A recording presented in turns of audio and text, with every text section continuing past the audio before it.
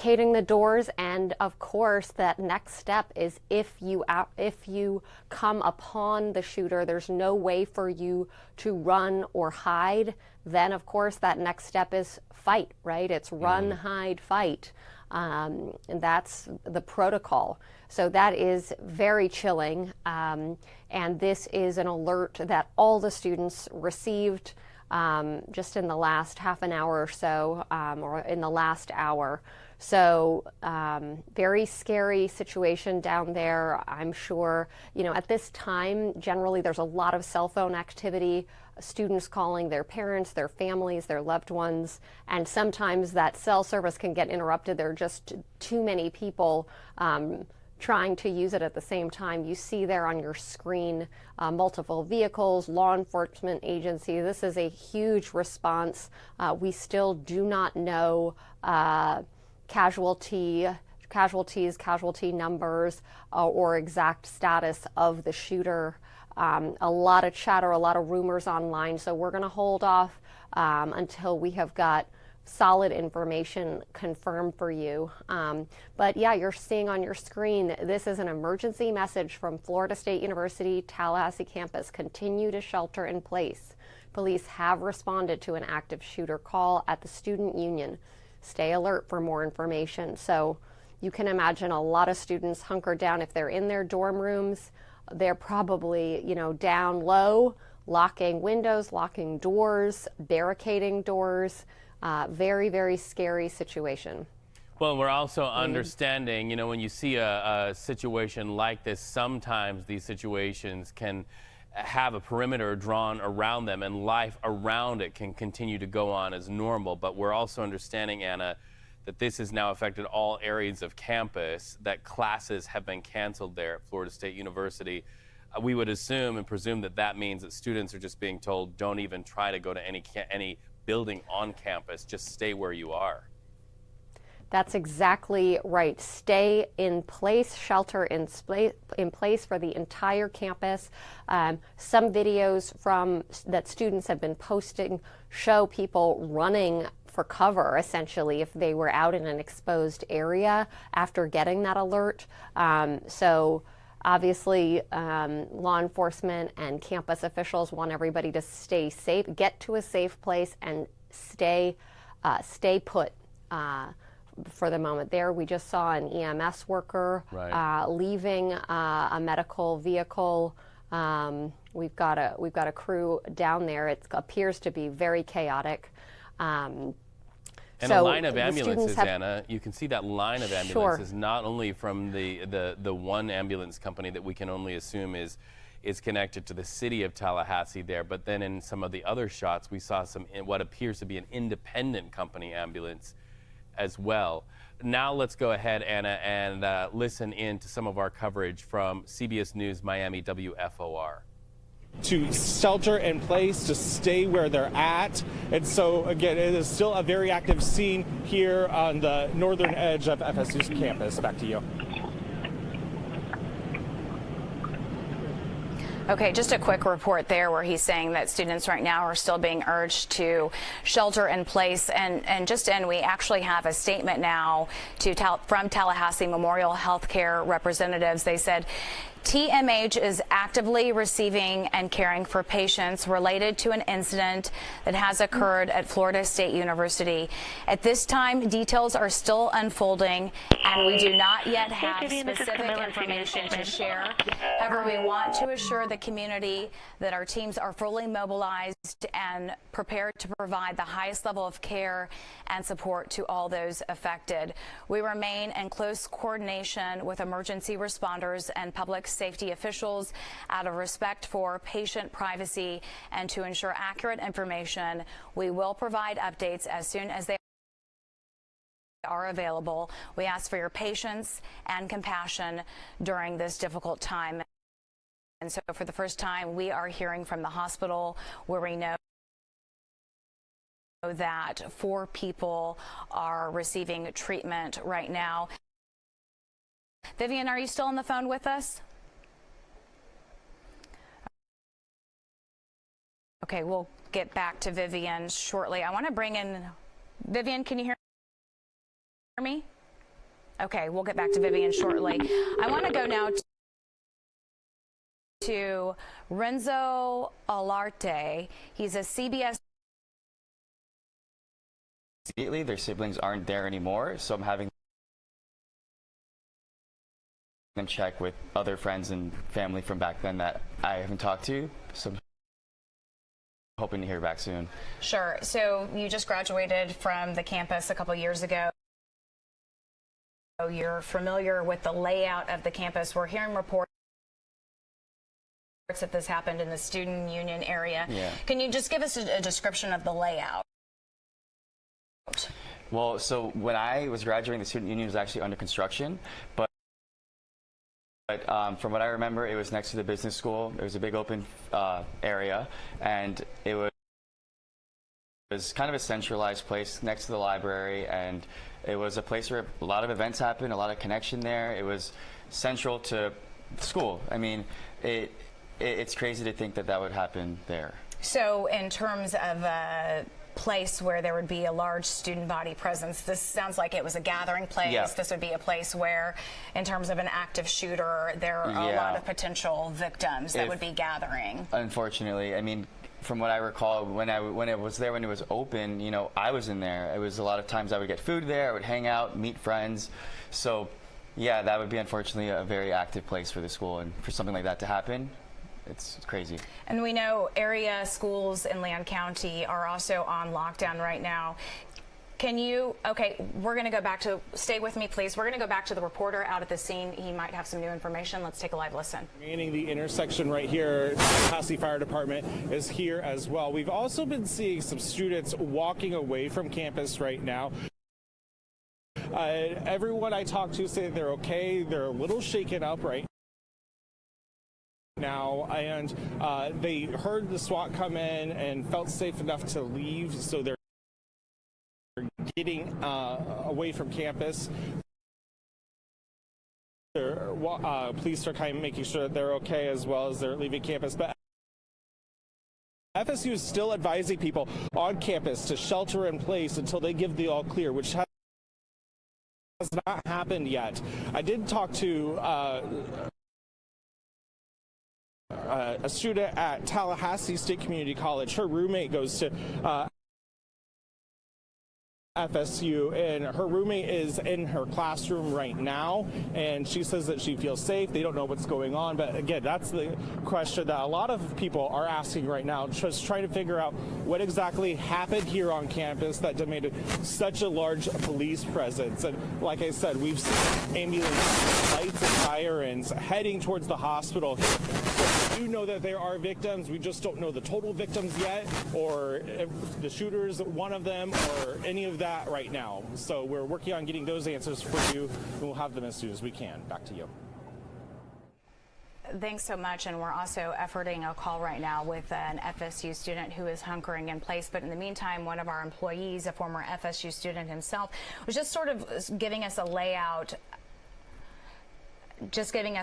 And my producer is just sharing with me that, just to confirm, that all classes are canceled for the remainder of the day. All students are asked to sort of hunker and down in place right now, but all classes for the remainder of the day are canceled. We can see students just, looks like they're asking for guidance or information from troopers and officials who are there. I want to bring back in now one of our CBS News Miami employees, who's also a former FSU student, and you were just describing right now and joins us live on the phone. Ava, can you hear me okay? Yes, I can. All right. Well, first, I just want to say I'm glad that you were okay. I can't imagine how terrifying this must have been for you. Describe when you first received the alert of potentially an active shooter on campus. Yeah, well, I was in class, and one of my classmates got an alert on her phone and announced it to the rest of the class. And my teacher started immediately barricading the door. And then one of my other classmates spoke up and said that she would rather go home and so we all just kind of ran to our cars. Wow. So did you left, or you hunkered in place? I left. And why did you decide to do that? Well, the building I was at wasn't too close to the union, and I heard a lot of police cars outside, so I figured that like the shooting wasn't close to me, so I could make it to my car in time and I'd be safer in my apartment. So you ran to your car. Describe what was going through your mind as you're leaving the scene of a building, hearing that there's potentially an active shooter, and then running to your car, trying to make it back to your apartment to safety. It just didn't feel real. And I had another classmate with me who walked to class, so I was taking him home too. So I was really just scared for his safety and mine too. And we can hear in your voice, you're still very shaken up, understandably. What goes through your mind when something like this happens? I mean, we all too often now hear of active shooter situations on campuses, but you always think, not at my school, not in my community. Yeah, I was just thinking more for the people that I knew, if they were okay. And it honestly, just didn't feel real. I've had a lot of like drills and stuff in the past, but usually it's nothing too significant. But because of how big the school is and stuff, I really was scared that it's something serious. Did you hear any shots fired, or do any of your fellow students, are they reporting hearing actual shots fired? Yeah, I had a friend who was in this student union campus, and he said he heard a couple shots fired before he started hearing the policemen start arriving. And you said this was at the student union campus? He was near the student union campus? Yes. Okay. Are you involved in any sort of chat groups right now, or are you and your fellow classmates exchanging any sort of information that you might be able to share with us about what they're saying, or how they're feeling, or what they're hearing? Honestly, no one really has seen or heard much. Everyone's really confused on what's going on. Especially, it's really hard to understand like what's real and what's not, especially with social media and stuff like that. Sure. What are you hearing? Okay. Thank you so much for being with us, and we're going to go now to CBS Network Report. Thank you.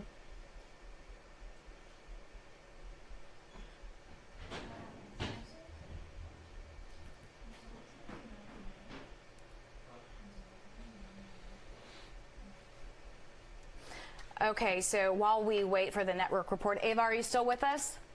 Yes, I am. Okay, so for people just joining us right now while we wait for the network to take over coverage, I want to start just from the beginning, because some people may just be turning on the television or turning on their streaming platform and hearing this. We are covering reports of a potential active shooter on the campus of FSU, and Ava Arenado was in class when the alerts went off. And Ava, just walk us through from the beginning what happened. You described the moment your teacher said there is potentially an active shooter on campus. So yeah, we were just all in class as usual, and we're not really allowed to use our like computers like that because it's discussion based. But one of the students looked down at her phone and saw the alert and informed the rest of us. And after that, it was just like a panic of what to do, to stay inside or to leave.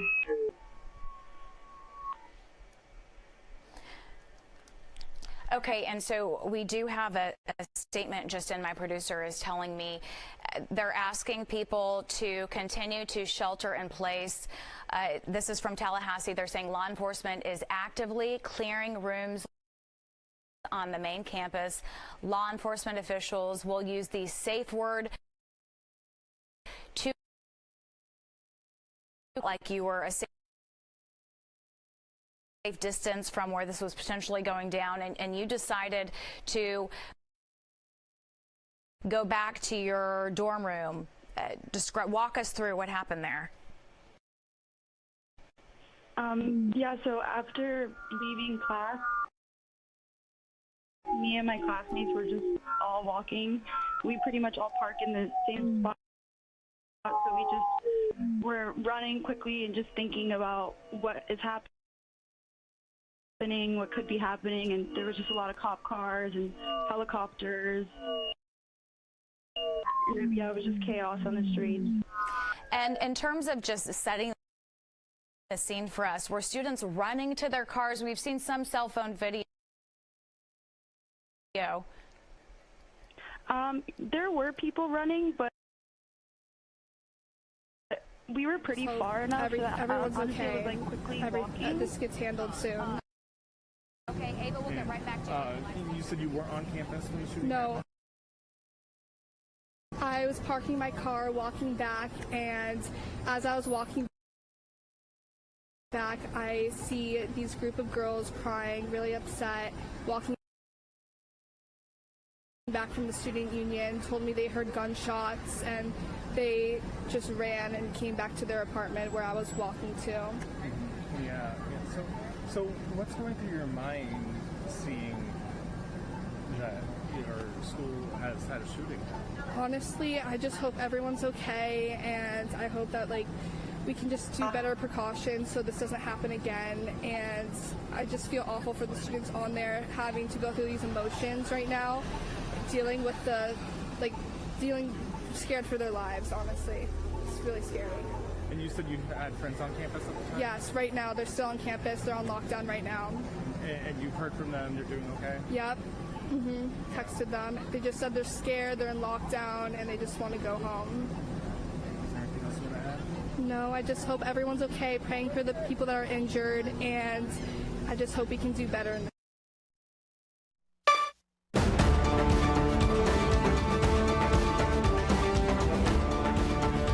This is a CBS News special report. I'm John Dickerson with breaking news of a shooting at Florida State University in Tallahassee. Our affiliate says there are at least 4 people who have been hospitalized. An alert sent out by the school said the shooting happened at the student union around noon. We know students are sheltering in place, and all classes and activities for the rest of the day are canceled. Let's bring in now Justice correspondent Scott McFarland. Scott, what else do we know?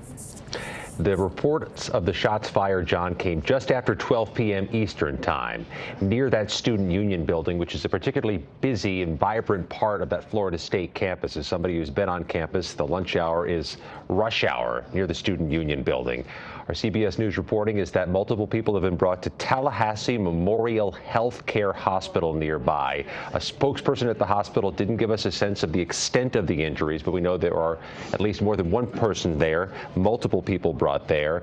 And the alert that went out campus-wide at just about that time said to anybody receiving the message, seek shelter, find a safe place to put yourself. This is a shooting on a university campus near the end of a semester, John. The school shootings in Florida have been known for some time. There was a school shooting in 2018 in Parkland, Florida.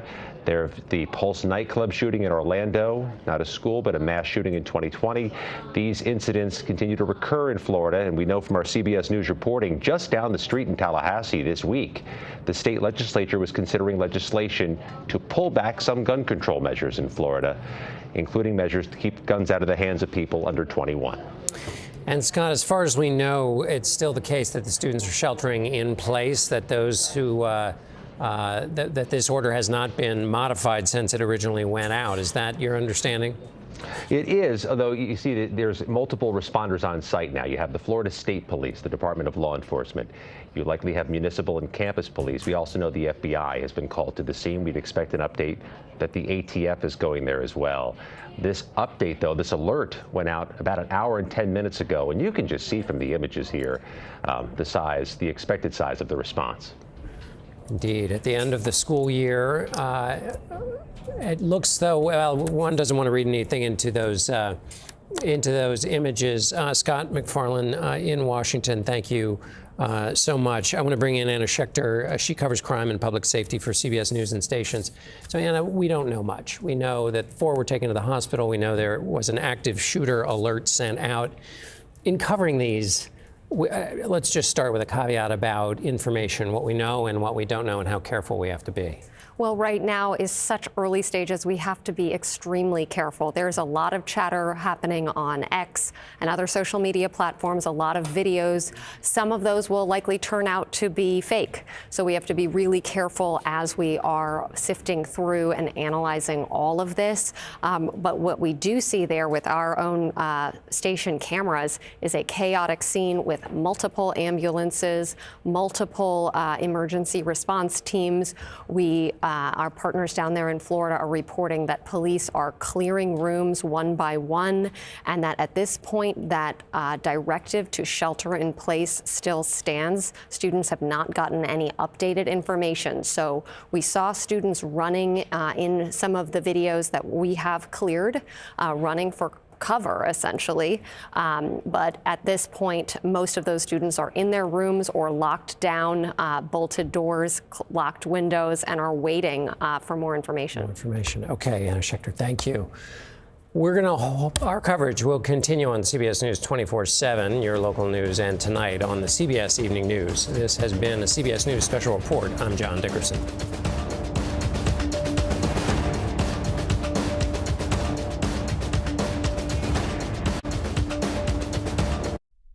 You were just watching a CBS News special report on an active shooter at Florida State University in Tallahassee. And what we know right now, several people are hospitalized. We're learning at least 4. The extent of their injuries, not clear at the moment. We know students who are on campus, they're still under a shelter-in-place order. All of this very fluid right now, a very active situation over at Florida State University. So we'll bring you much more information as we get them. Right now, though, we want to bring in CBS News correspondent Chanel Call, who is following all of this breaking news for us. Chanel, what else do we know right now?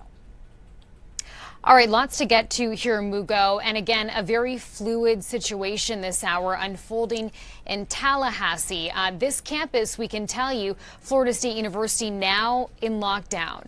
Our affiliate WCTV is now reporting as well that 4 people have been hospitalized. Take a look at some of the live images from the scene. You can see just how massive the response has been from emergency crews. Students are now sheltering in place, we're told. All the classes and activities that would take place on campus, those, Mugo, have now been canceled. Again, for people who are just joining us now, this all started over an hour ago at about noon Eastern time. That's when we heard these messages coming through from FSU at around 12 Eastern, Florida State University, issuing this campus-wide alert, warning people to shelter in place because there was an active shooter on scene. You can see that there are multiple first responders on scene, including campus police, state police, FBI, and also hearing ATF is going to be responding to the scene. In terms of where this happened, we're talking about Florida State University's Tallahassee campus.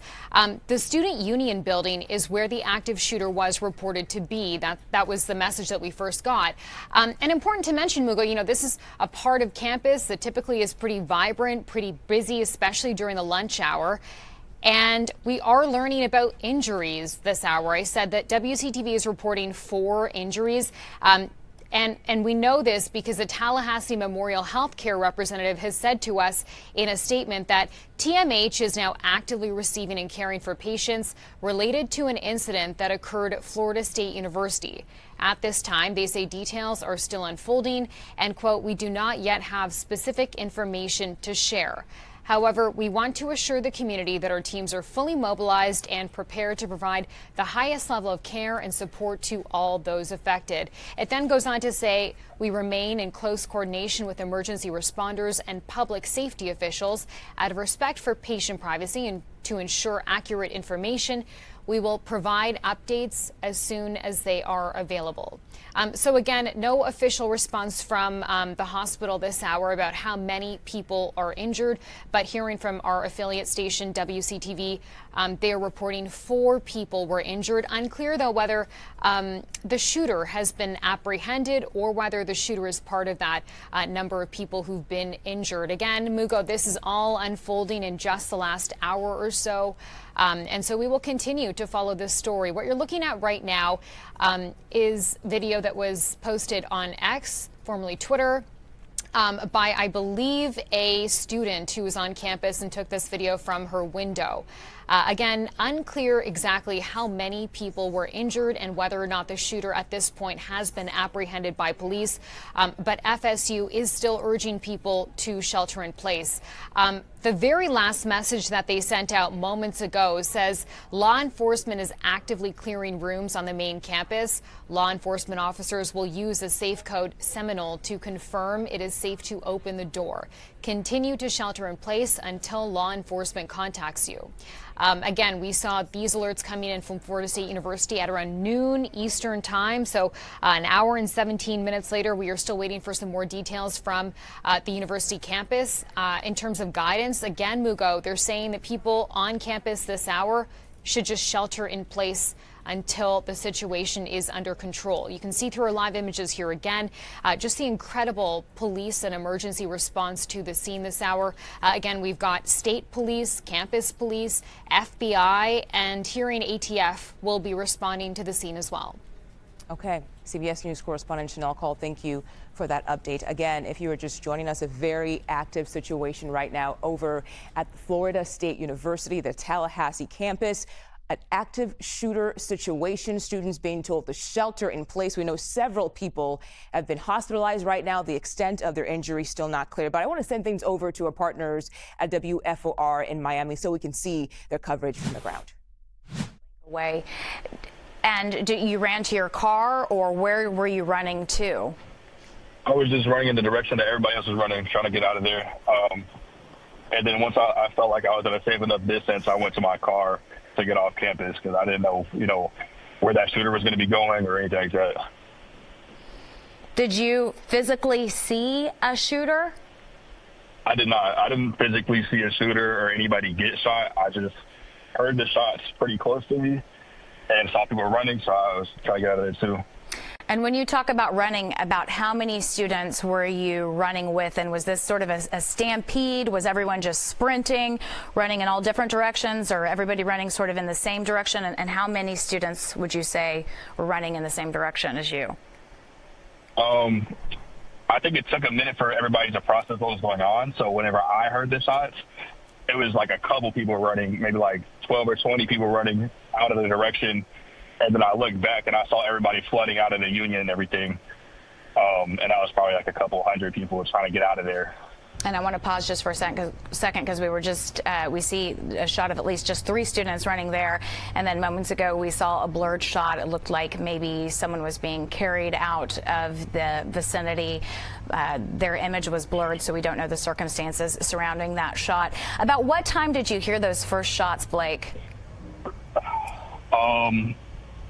I want to say around like noonish. I'm not entirely sure, but it was around, I think it was, probably around noon exactly. And when you talk about running away from the scene, did you run to a car? Where was your safe spot? Initially it was my dorm, but there was more people running towards my dorm area too. So I decided I was just going to go to my car and leave. Mm-hmm. And where are you now? I'm off campus. I'm completely off campus. I'm probably like 7 miles off campus. Yeah.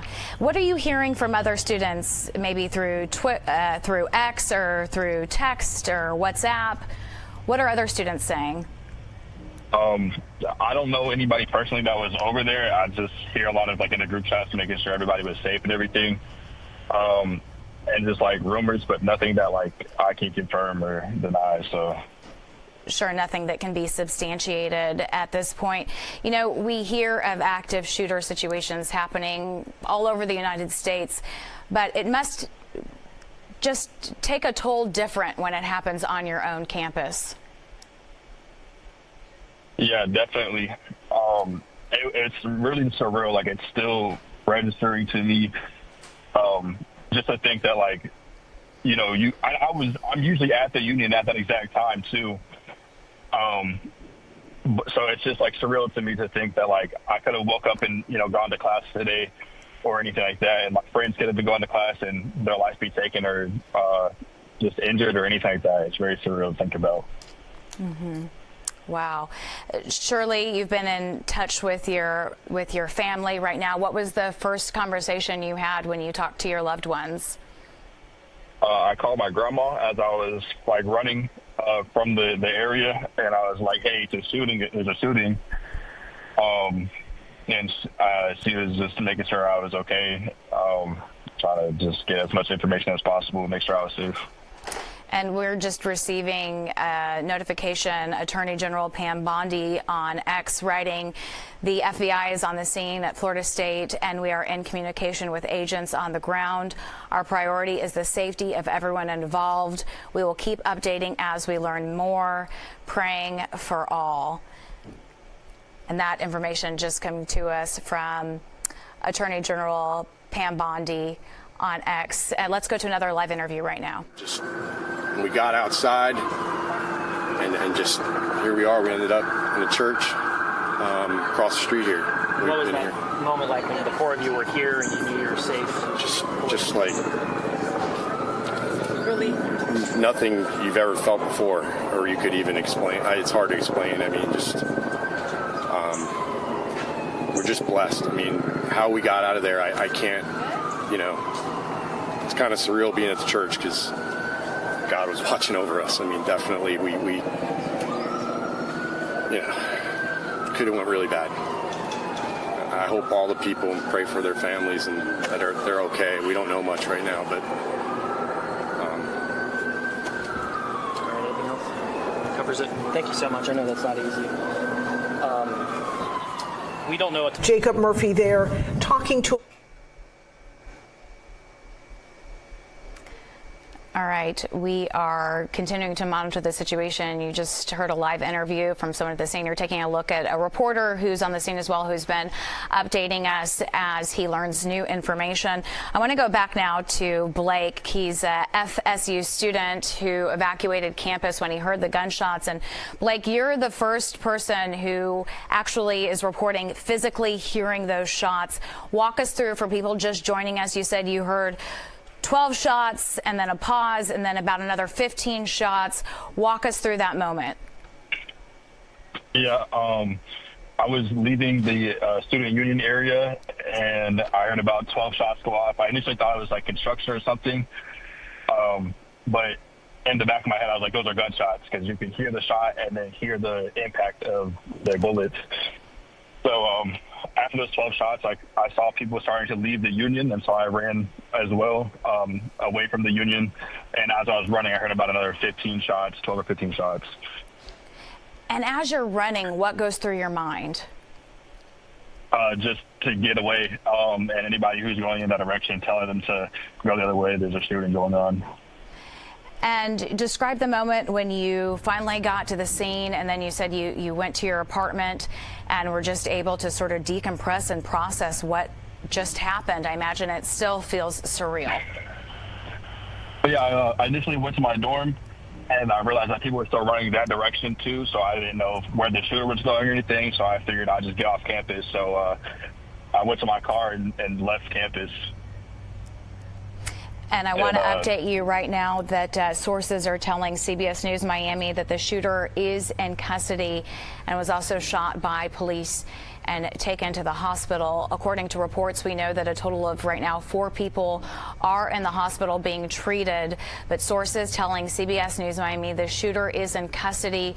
The shooter was also shot by police and taken to the hospital. Blake, you're hearing that news for the first time. The shooter is in custody. What sigh of relief does that bring you right now?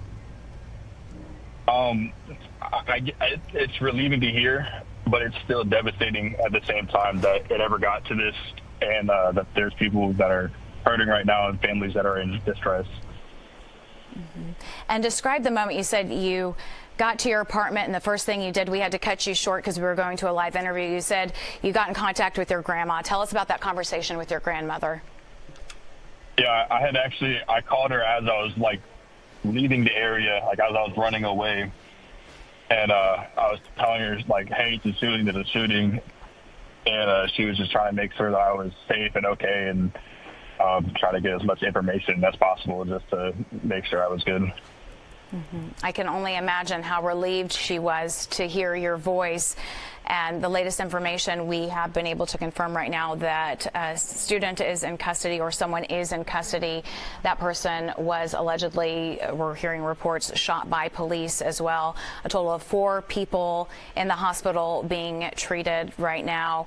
Thank you so much, Blake, for being with us and sharing your experience. You are the first person that we've spoken with today that is actually near the student union where this happened, and hearing a total of about, you said, 30 shots, running from the scene, running to safety, getting to your apartment, and then calling your grandmother and just relaying that news that you were safe. And so we are glad that you're safe, and thank you in the midst of all of this for speaking with us. I want to go back now to our CBS News Miami colleague who's sitting right next to me, who graduated from FSU just 2 years ago.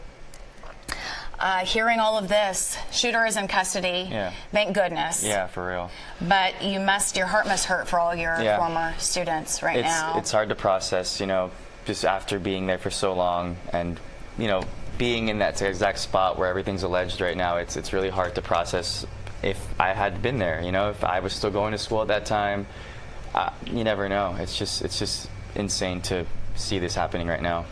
And we've reached out to Governor DeSantis, and we'll have his response for you very shortly. We also know that Attorney General Pam Bondi put out a statement on X saying that the FBI is on the scene at Florida State, and we are in communication with agents on the ground. Our priority is the safety of everyone involved, and we will continue to update as we learn more, praying for everyone. And I'm going to stay with this shot right now while I pull up Governor Ron DeSantis' Twitter account, because I'm receiving word that he has also just put out a tweet moments ago. He says, this was released on X just 16 minutes ago. He says, our prayers are with our FSU family, and state law enforcement is actively responding. And that is in response to a statement that they put out, FDLE put out, saying that FDLE is actively engaged in the incident on FSU's campus, and we will update the public with more information as soon as possible. But we know the very latest information is that officials saying that they do have the alleged shooter in custody, and that there was some sort of gunfire exchange, and that suspect was shot. But DeSantis now just putting out a statement 16 minutes ago saying our prayers are with our FSU family, and state law enforcement is actively responding to the scene. What are you hearing from your friends? I haven't heard much yet, to be totally honest. I'm still waiting to hear back. I mean, I am imagining things are okay, but I haven't heard official responses back at the moment. Sure, yes. Everyone's probably just sort of decompressing now from the incident. We heard a lot of students describe it as just surreal, saying that you hear about these types of things happening on the news, as you do, working in a newsroom or all over the United States, but you never really think that something like this is going to happen in your own backyard. Exactly, yeah. And right now, this is a live shot that we've just been staying on for over an hour now. It looks like they're continuing to barricade the scene. We know that they're actively investigating the circumstances, but we heard from a student, Blake Leonard, who literally was near the student union when those gunshots rang out. He reported hearing 12 shots and then a pause. And then he said he heard 15 more shots, possibly a total of 30. And then he said students just started running from the union, and he just followed the students. We heard from another student who was actually in a classroom. Her name was Ava, and she shared with us how her teacher got the alert and told the students in the classroom that there was an active shooter situation and began barricading the door. But still, certain students, because they felt like they were in a safe enough distance away from where the active shooter was potentially, that they could make it to their car, so they still decided to leave the scene and get to their cars and then make it to safety. But families right now, just knowing that that person, the alleged suspect, has been apprehended. Police say that a total of 4 people were potentially hurt and receiving treatment in the hospital, but that the alleged active shooter suspect exchanged in some sort of gunfire with police and was shot and apprehended. We just saw a reporter who's been updating us from the scene, kind of giving us a thumbs up. So we expect he'll have. And you were just watching our partners at CBS News Miami. They are following breaking news out of Tallahassee, Florida. Multiple people have been hospitalized following a shooting at Florida State University. This is still a very, very fluid situation here. Information coming in minute by minute, but right now I want to bring in CBS News senior coordinating producer Anna Schechter for much more on this. Anna, I guess the big thing to come out of all this right now is that we've just learned that someone is in custody. A suspect has been arrested in all of this, but what else have you learned so far? Well, that a suspect is in custody and multiple people are being treated at local hospitals. So that's all we know at this time. We also learned that police were having to go and clear rooms one by one, which was a sign that they had likely apprehended someone, but you never know if there is a second person, or law enforcement is always going to be wary of some other incident. So this is still a fluid situation, not resolved by any measure at this point. There are still students in their rooms. The school has not been cleared. The law enforcement alert that went out telling everyone to shelter in place, barricade doors, that has not changed. You see there on your screen the emergency message from Florida State University Tallahassee campus telling everyone to continue to shelter in place. And so far as we know, there has been no further guidance for people who are sheltering in place, who are there. You can imagine what it's like for the many people who are students and faculty and staff there on campus. But the FBI is there on scene assisting multiple agencies. In some of the footage you saw multiple ambulances lined up.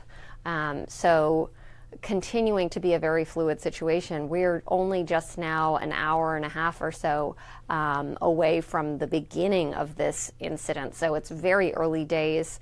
And of course, police are remaining vigilant and concerned for the safety of the people who remain on campus.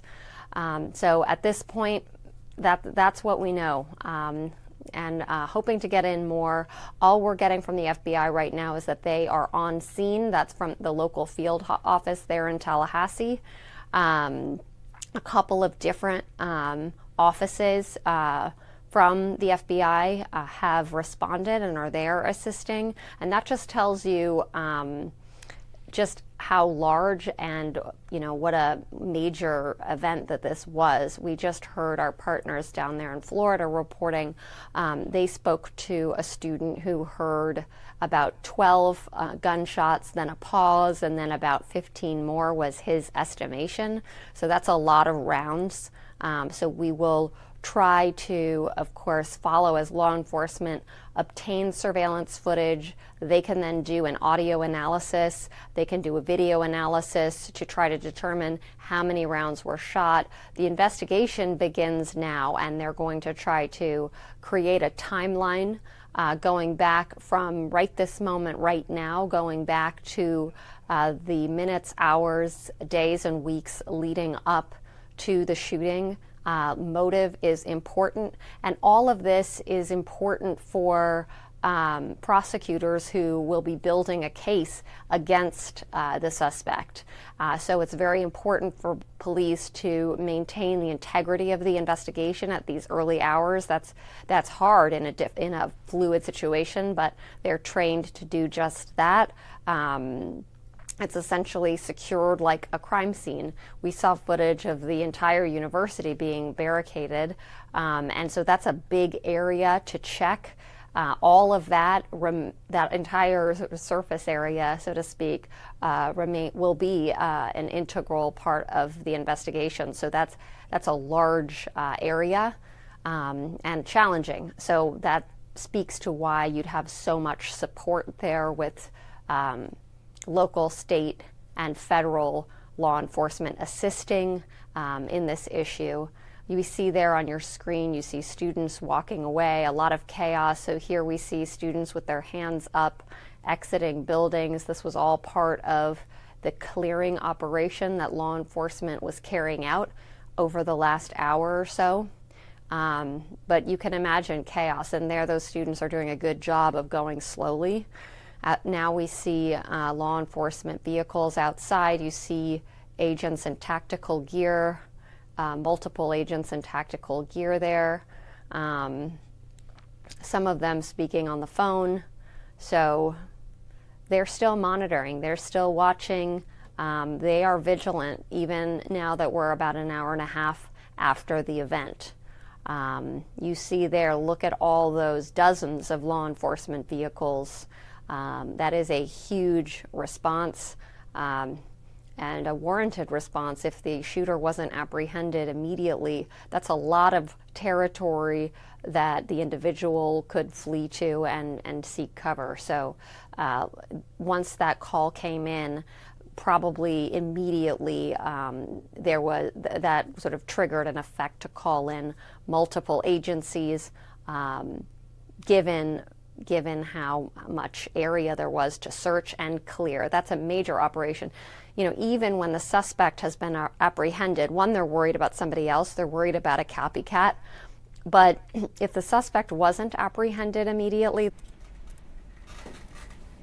a very, very challenging situation for investigators. Okay, there Anna, you see his video from a student. Go ahead.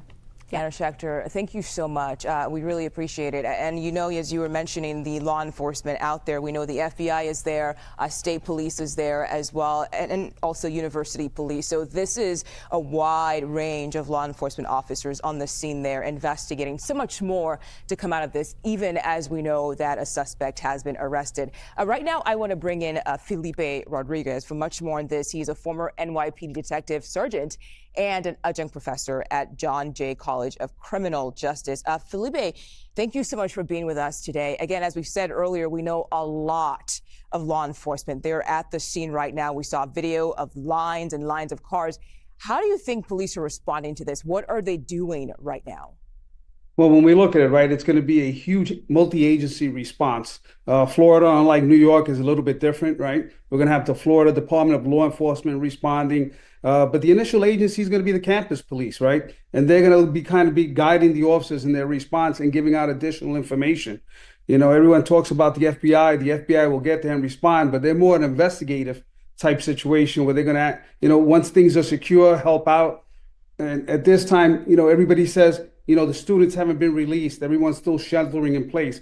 You got to remember, the campus here is 42,000 students, right? And it's intermixed between residential areas and, you know, the campus itself. So they do have a very arduous task of going through these, you know, rooms one by one. And at the same time, you're trying to conduct what we call a digital forensic investigation, right? We have to find out, was this lone wolf gunman, or was he being aided by anybody? And also, do we have any sort of improvised explosive devices? So there's a myriad of things that are going on back and forth that investigators have to do. So here we are responding to the scene, trying to immediately, knock down that immediate threat concept, right? Get to that active shooter, take him out, and at the same time being mindful of any other or secondary devices that might have been planted. And then the situations where we begin to actually care for anyone that may be wounded.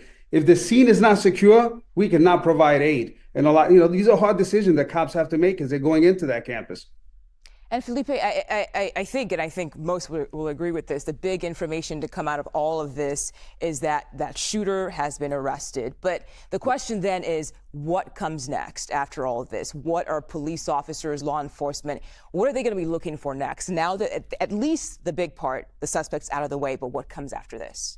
Like always, we're big about motive. You know, we want to know why they did this. Was it a mental health issue? Was it the individual just going after one or two students that maybe he was disgruntled about? Motive is big, and it would help lead the investigation. But at this time, it's all digital forensics. You know, we need to get into our incident command or the operational sector of the campus police and go over the CCTV. To make sure, any evidence that we might have missed, make sure that we do have the correct shooter, that he's not being aided by anybody. We're going to look into phone records. And the investigative process is still, constantly moving and fluid. We have to jump out there and make sure that we get search warrants for his residence or anywhere else he could be, because we really need to know what was behind these actions and what took place. Yeah, and we also heard that 4 people, and this is from our partners at CBS Miami, they reported 4 people have been hospitalized, and that was before police officially said that a suspect was in custody. What we learned from that is that suspect apparently was also shot during all of this. From your experience, when police say, hey, 4 people are hospitalized, would that include the suspect in this? We never usually try to include the suspect because, you know what, the suspect is the suspect, but it goes to show you how the training has come into place, and also, who helped remove these injured students. It goes to show you that a lot of the training that's taking place is becoming helpful to, at this point, to only have 4 people injured, and I hope that's all it is. We never want anyone injured, but 4 in that aggressive manner that they were able to get, first aid and get to a hospital. It's really showing that, a lot of the programs that we're putting in place, they are working.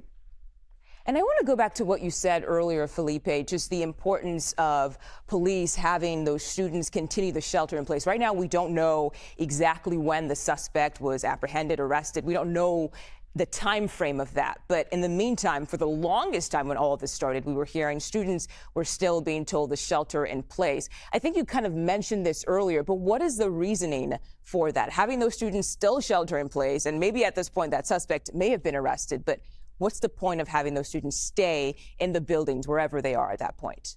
That's a great question. It's always out of abundance of caution. We still haven't really secured everything. This is a massive campus. This is just not a 1 or 2 building shooting, a small campus.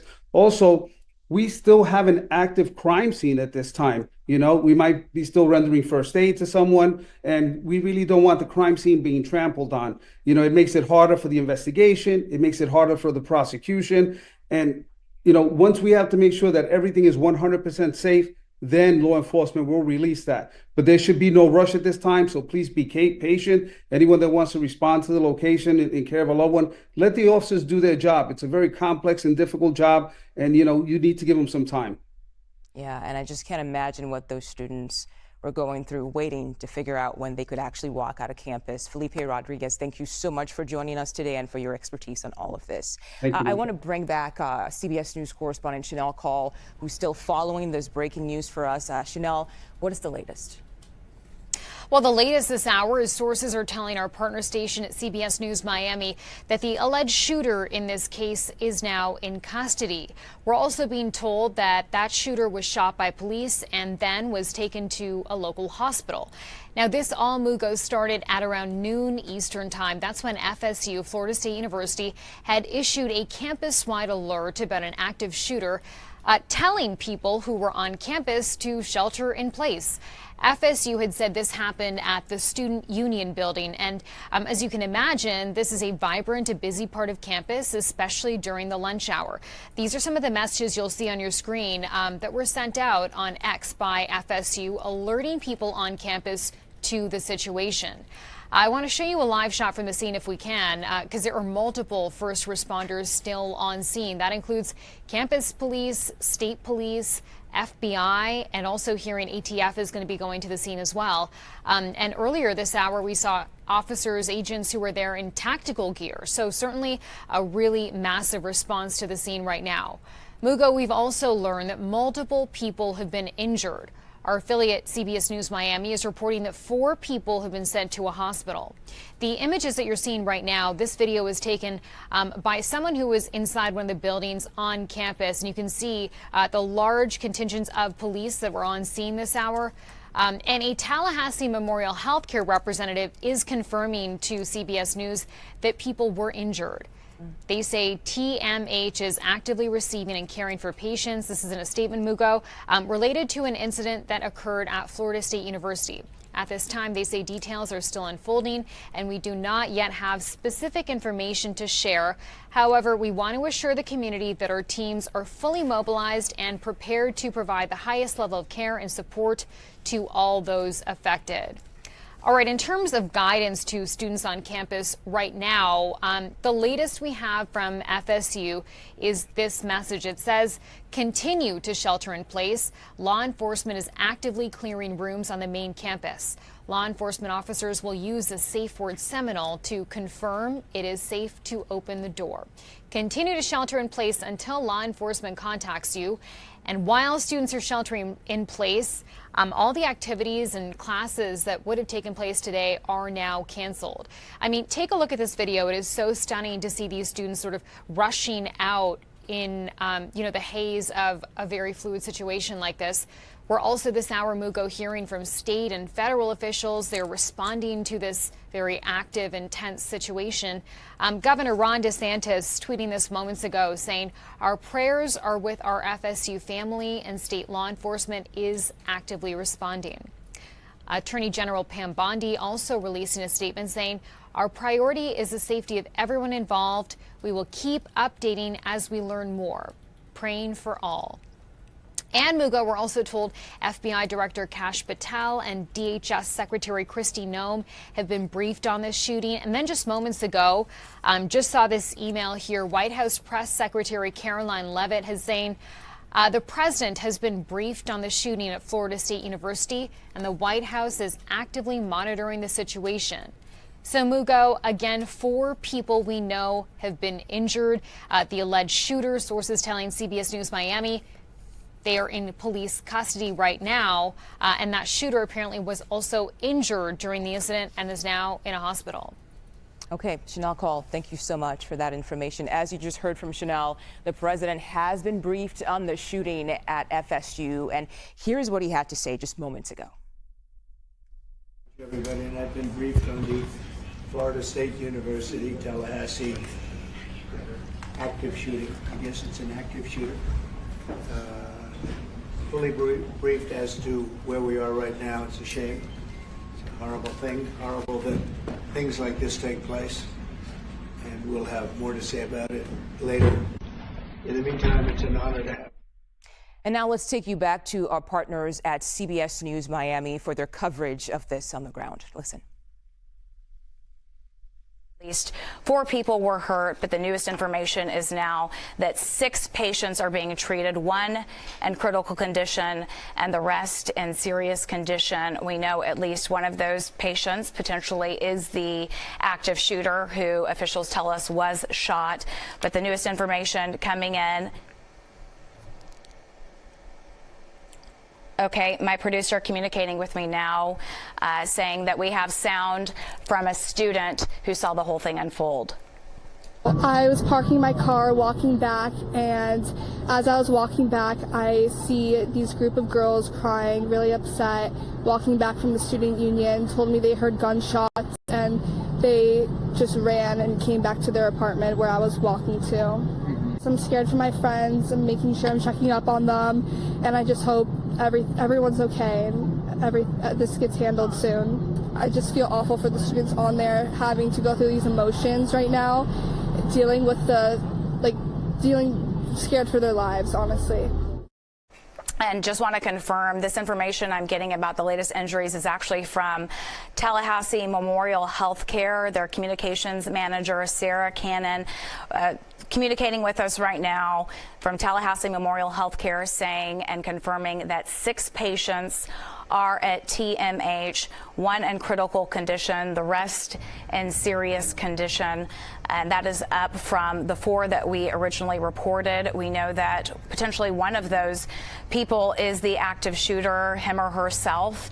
Officials say that they got into some sort of exchange with that shooter and that active shooter was shot. But the newest information coming to us right now, according to Tallahassee Memorial Healthcare, is that they are treating a total of 6 patients, 1 in critical condition and the rest in serious condition. We've heard from a number of students who experienced this themselves today. We heard from Viviana Chavez, a mother of 2 FSU students, who described for us what it was like hearing that there was an active shooter on campus and then confirming that her children were okay. She had 2 children on FSU campus, so she was just terrifying for her to hear this happening in real time and know that her children could potentially be affected, and was just so relieved when she heard they were okay. We've heard from Ava Ariando. She's a FSU student that actually sheltered in place. And we also heard some riveting experience from Blake Leonard. He was the FSU student who evacuated from campus after actually hearing those gunshots. He described hearing 12 shots and then a lull and then 15 shots, and knowing that they were close enough to him because he said he could literally hear them ricocheting off a building, and he was running along with dozens of other students who were just trying to get away from that union gathering area. We also heard from a CBS News Miami colleague who graduated from FSU just 2 years ago, and he described the layout of the campus and basically said that this union area is really a gathering place, that a lot of students congregate there, so a very dangerous situation to have an active shooter with potentially a lot of human targets in that isolated space. We also heard from a former law enforcement official with Miami Gardens, or current law enforcement official, I should say. She was a FSU alum and former Tally police officer, and she spoke to us from an official level about how they respond to situations like this, but also just from an emotional level, you know, covering things like this all too often, and then how close it just hits to home for her. We are taking a live look right now, and I do hear a reporter at the scene. So as soon as we get another reporter up, we'll certainly take that. But the newest information in is that a total of 6 people are hurt. That is up from 4. The Tallahassee Memorial Healthcare Services is confirming that for us. Okay. We have a student. Okay, we are back now here at CBS News 24/7. You were just listening to our partners from CBS News Miami. The latest to come out of that shooting at Florida State University. We know 6 people injured. We're told 1 person is in critical condition, the others in serious condition. Right now, I want to bring in Ryan Cedergran. He is a student at Florida State University, just to get much more from him about what happened. Ryan, first off, I'm sorry that this happened at your campus. I just kind of want to know what happened in the moments that all of this unfolded. What do you know? What are you hearing from friends? Yeah, I was in the student union at the time and in the bowling alley. And so our student union, there's the main floor and then there's the lower level. The bowling alley is on the lower level. And the lower level has a bowling alley, and then we have doors, and then next to it is a bar. And the bar is open to the entire union, where there's no doors. It's just kind of an open space. And all of a sudden, everyone in the bar area started running. And that was when we all kind of were like, this isn't normal. This isn't right. We need to go do something. And so, Ryan, I just want to be clear here. You were in that student union building, because we're hearing that the shooting happened either around there or inside that building. So you were in that building at the time? I was, yes. And so did you hear any gunshots, or you just saw students running and decided, okay, there's something going on here? Yeah, I didn't hear any gunshots. My first instinct was something's not right here, and we need to, go shelter somewhere, because everyone immediately running is not normal. Yeah. And Ryan, where are you right now? Were you able to get out of that student union building and head back to somewhere else on campus? Where are you? I'm back at my apartment now, yes. And have you heard anything from your friends? We know several people, sadly, have been injured in this. One of them is in critical condition. Have you heard anything from your friends? Anyone that you're concerned about right now? I mean, off the top of my head, I don't know of any friends that were in the building at the time. But I do know that, we just went and protected ourselves, and I've had so many people reaching out to me because the student union, I work in the student union. I spent a lot of time there, and I wasn't on shift at the time, but I was, just hanging out there along with a lot of other people at the time. It's the hub of campus. It's a union. And Ryan, I completely hate to say this because oftentimes we hear about school shootings, whether it's at a university or high school, elementary, and you just imagine, well, that sounds super far away and that will never happen to me. I want to know what's going through your head right now. How are you feeling after all this? Yeah, it's some of it's a state of shock. There's that going on, and then there's shock. There's gratitude. I could not be more grateful for being here, and then also for the first responders, the Florida State University Police, the Tallahassee Police. I was calm, I think, throughout most of it. There were people around me that were panicking, but I just was like, I trust that Florida State Police is going to be here within a matter of moments, and just do what I can and now to be safe, and then just wait for police to come help us out. Ryan, can you take me back to that moment? I know you said you saw, it sort of just sounded like commotion. You didn't hear any gunshots, but you saw people running out. What did you guys do? Did you run out of the building, or were you hoping that maybe police officers would show up and tell you guys what to do next? We immediately hid. We first hid in the billiards room of the bowling alley, which is glass. It's open to the front, but it's kind of around the corner, so we were able to kind of almost put another wall between us and the outside, but it was also glass. So once we saw police get down to the lower level was when we went and hid further behind the bowling machines, which, has doors that we're able to lock. And then it was probably about 10-15 minutes until the police came and escorted us out of the building. Okay, so if I'm hearing you correctly, you guys did not run out of the building. You ran somewhere else to shelter in place and waited for police officers to come lead you out of the building. We did not know. Yeah, we did not know what was going on. So in the moment, we were just like, we know we're safe here. Let's protect ourselves first and then go from there. And can you talk to me about the security situation at that union building? Because typically, of course, you have police on campus. Most campuses have police officers. But that building, do you typically see security officers around the place roaming? There are police around a good bit of the time. It's not always, but it's a good bit of the time that we'll see them just going in and out of the union. And then we, the headquarters for the police is minutes away. It's in a hub of campus, so they're, if they're not in the building, they were, close enough to the building, and it was within, a few minutes, I believe, that they were on scene, and I'm just so grateful to them. Yeah. And Ryan, I know you posted on X right after this happened. What did you say there? And what, I suppose, what made you feel the need to, express yourself about what you were going through? We're looking at that post right now. It was just, I'm so grateful to be safe, and just to let people, my friends and family, know that I am safe and I'm okay. And,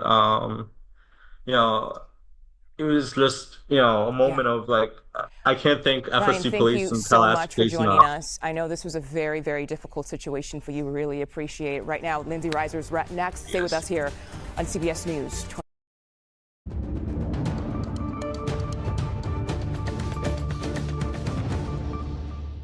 Good afternoon, everybody. I'm Lindsay Reiser. We are following breaking news from Tallahassee, Florida, where police are on the scene of a shooting at Florida State University that left multiple people injured. Right now, we know from Tallahassee Memorial Hospital that there are 6 patients, 5 serious and 1 critical. We are waiting for information on their ages and their genders. We know that an alert was sent out by the school saying the shooting happened at the student union around noon today, Eastern time. We know students are sheltering in place. All classes and activities for the rest of the day are canceled. The White House says the president has been briefed and is monitoring the situation. We have team coverage on this for you. We have CBS News senior coordinating producer for the Crime and Public Safety Unit, Anna Schechter, alongside CBS News correspondent Chanel Call, both following this for us. Let's go ahead and go first to you, Anna, with the latest that we know.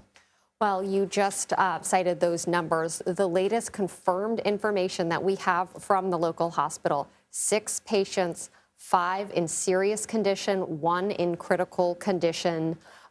We've also learned that the suspect, was injured and is in custody at this time.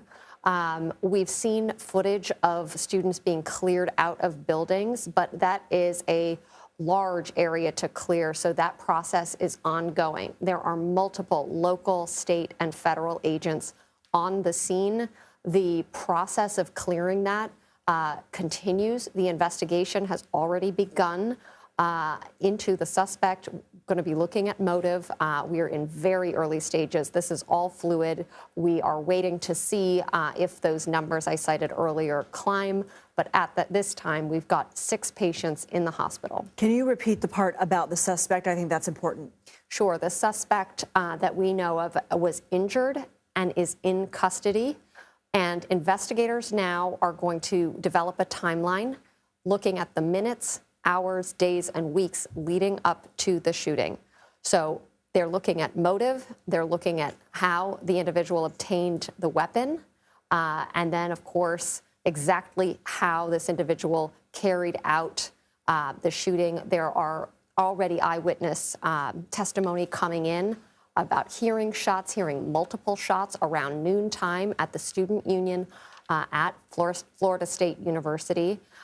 So obviously, police are going to want to get in touch with all those people who are posting, talking to local news organizations about what they saw and what they heard. This is all part of an investigation, and police do not want to corrupt that investigative process that will be part of a prosecutor's case that they will build against that suspect. And that shelter-in-place order is still in place, right? Can you tell us what happens during a shelter-in-place order at a major university like this? Absolutely. The order was to stay in your room, barricade the door, lock the windows, do not move from the place that you are in at this time. What happens in a university like this, you have multiple dorm rooms, classrooms, and what police will do is they will go room by room and clear each room. What does clear mean? They have to determine whether there is no other threat. That's part of the clearing process. They will have students, faculty, and staff raise their arms, sometimes even lift their shirts to make sure that nobody else has a weapon. And with their hands up, they will exit the room. And then if they're on a higher floor, they will descend the stairs, and there will be multiple law enforcement officials at every place to kind of guide a line of people slowly walking out. Very important for students, faculty, and staff not to run to create a situation of chaos, because that could lead to another tragedy. So far, what I have seen from footage there, students and staff are following those directives. I know that for anybody who might just be joining us, we are following breaking news of an active shooter situation at Florida State University in Tallahassee. I know that you are about to go continue to research and see what else you can find and confirm. Can you just please, again, just go through some of your top lines? Sure. The top line is the suspect was injured by law enforcement, is in custody at this time, likely being questioned already by investigators. There are 6 patients who were injured being treated at a local hospital. 5 are in serious condition. 1 is in critical condition. We will likely continue to hear more in the next hour or 2 about those victims. At this time, that is the information that we have confirmed. Okay, Anna Schechter, thank you so much, senior coordinating producer for our Crime and Public Safety Unit. We appreciate that. Let us know what developments you have. I want to go now to Department of Justice correspondent Scott McFarland, who is also following this from our Washington bureau. Scott, what is the latest that you're hearing from the multiple agencies that are involved?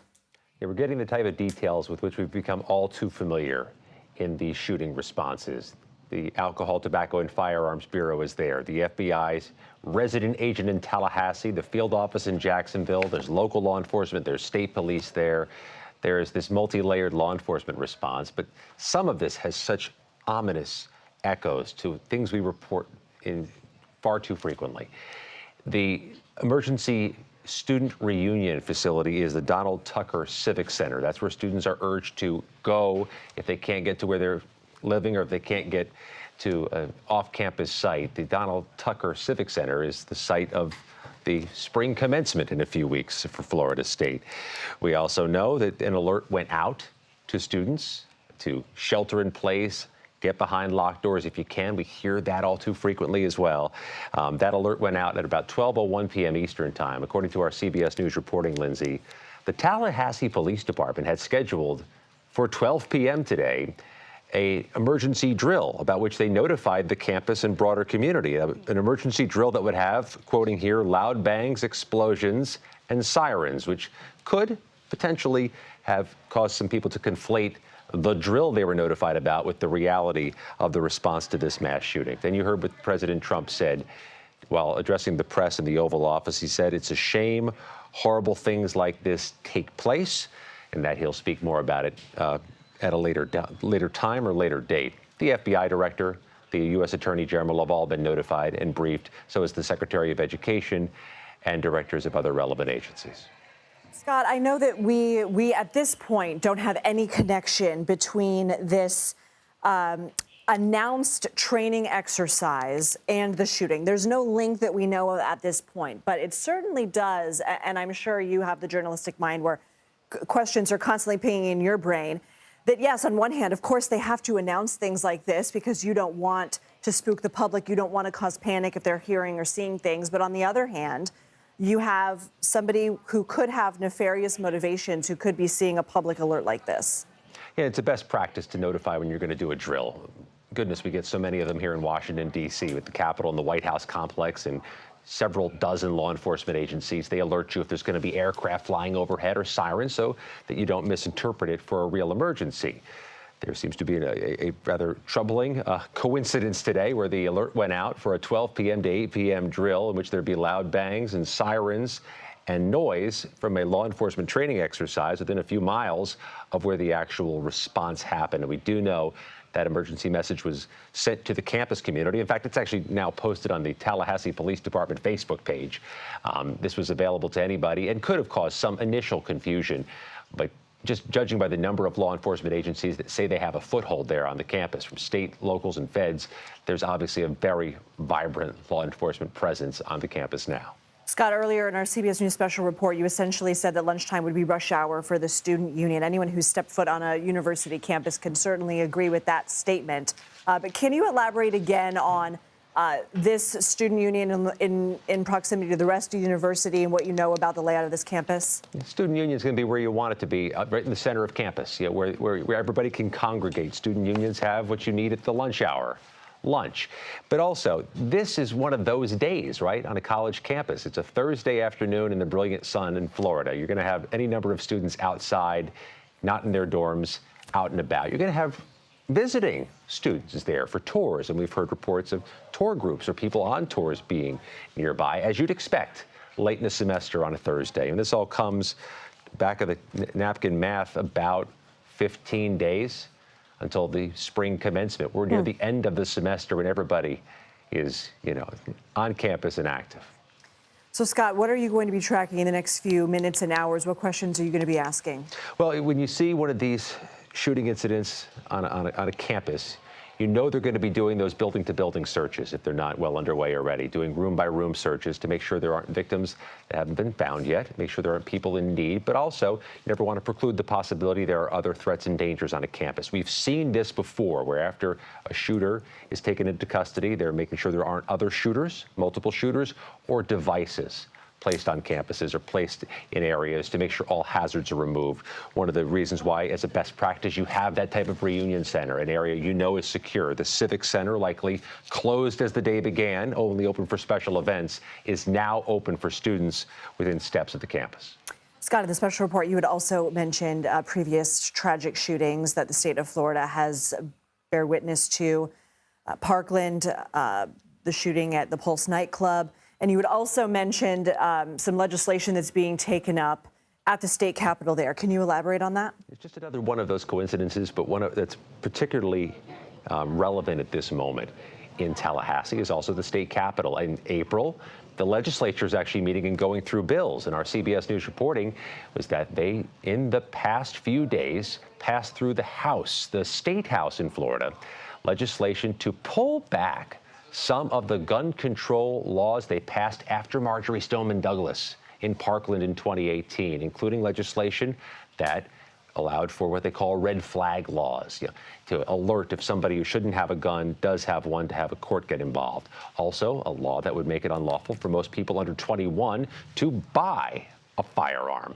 They have been working to retract those laws amid change in politics in Tallahassee and in Florida, and as those memories fade of Parkland. We note that's happening this week. We note it's happening in the same city at this moment in time. Scott, you had mentioned I believe you said Donald Tucker. Let me pull this up. Civic Center. The Donald Tucker Civic Center as the student reunification point. How does that work when there's a current shelter-in-place order? Yeah, I think the reunification points are typically for students who may not be able to get access to where they initially were, or those looking for a safe place to congregate. Those often work in synchronization with lockdown orders. Can't speak to the volume of people going there, but the public announcement was noteworthy. And so too are all those alerts, aren't they? You hear about these alerts that go out to people's phones in a way that we never had when we were college age. You can get things, instantaneously. Those types of alerts are so imperative, and it's one of the reasons why you also want to notify people if you're going to do an emergency drill, so they don't conflate reality with the drills. This type of communication is a best practice, which sadly, Lindsay, is something you perfect in a nation where there are so frequently mass shootings. All right, Scott McFarland, we know you're going to continue to dig. Let us know when you get new information. President Trump was briefed, as I mentioned, on the FSU shooting. He addressed the shooting in the Oval Office a short time ago. Let's listen. Thank you very much, everybody. And I've been briefed on the Florida State University, Tallahassee active shooting. I guess it's an active shooter. Fully briefed as to where we are right now. It's a shame. It's a horrible thing. Horrible that things like this take place. And we'll have more to say about it later. CBS News correspondent Chanel Call also following this story for us. For anybody who might just be tuning in, Chanel, what do we know?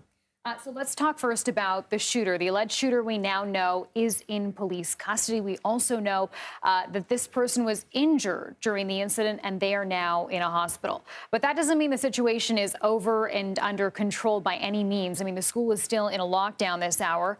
And let's talk about the injuries, because we know there were some injuries during the incident that unfolded in the last 2 hours or so. We know this started around noon. Sources now confirm to us that 6 people, Lindsay, were injured. 5 of them are in I should say, are in serious condition. 1 is in critical condition. And that number, 6, it also includes the shooter. As for what's happening here on campus, I want to talk about where this all took place. We've been talking about the Student Union building, which is where this all began. And as you can imagine, this is a vibrant part of campus, a lot of activity, especially at the noon lunch hour. It's sort of in the heart of campus. And even though we know now the shooter is apprehended, campus is still very much under lockdown. We know there are a suspected shooter in custody. We don't know if there's anybody outstanding that police are still looking for. We do not know if there are multiple people involved in this. We just know at this point, officials are saying that one shooter, they believe to be the shooter, is in custody. And you can see through our video there on the scene that there is a massive response. I mean, we're talking about a really huge campus, Lindsay. This is 500 acres. So when you look at the response here, it makes sense. I mean, we're looking at campus police, state police, FBI, and as you heard Scott say, ATF also now heading to the scene. I want to read you the last message that I saw from FSU. They just sent this out saying, continue to shelter in place. Law enforcement is actively clearing rooms on the main campus. Law enforcement officers will use the safe word Seminole to confirm it is safe to open the door.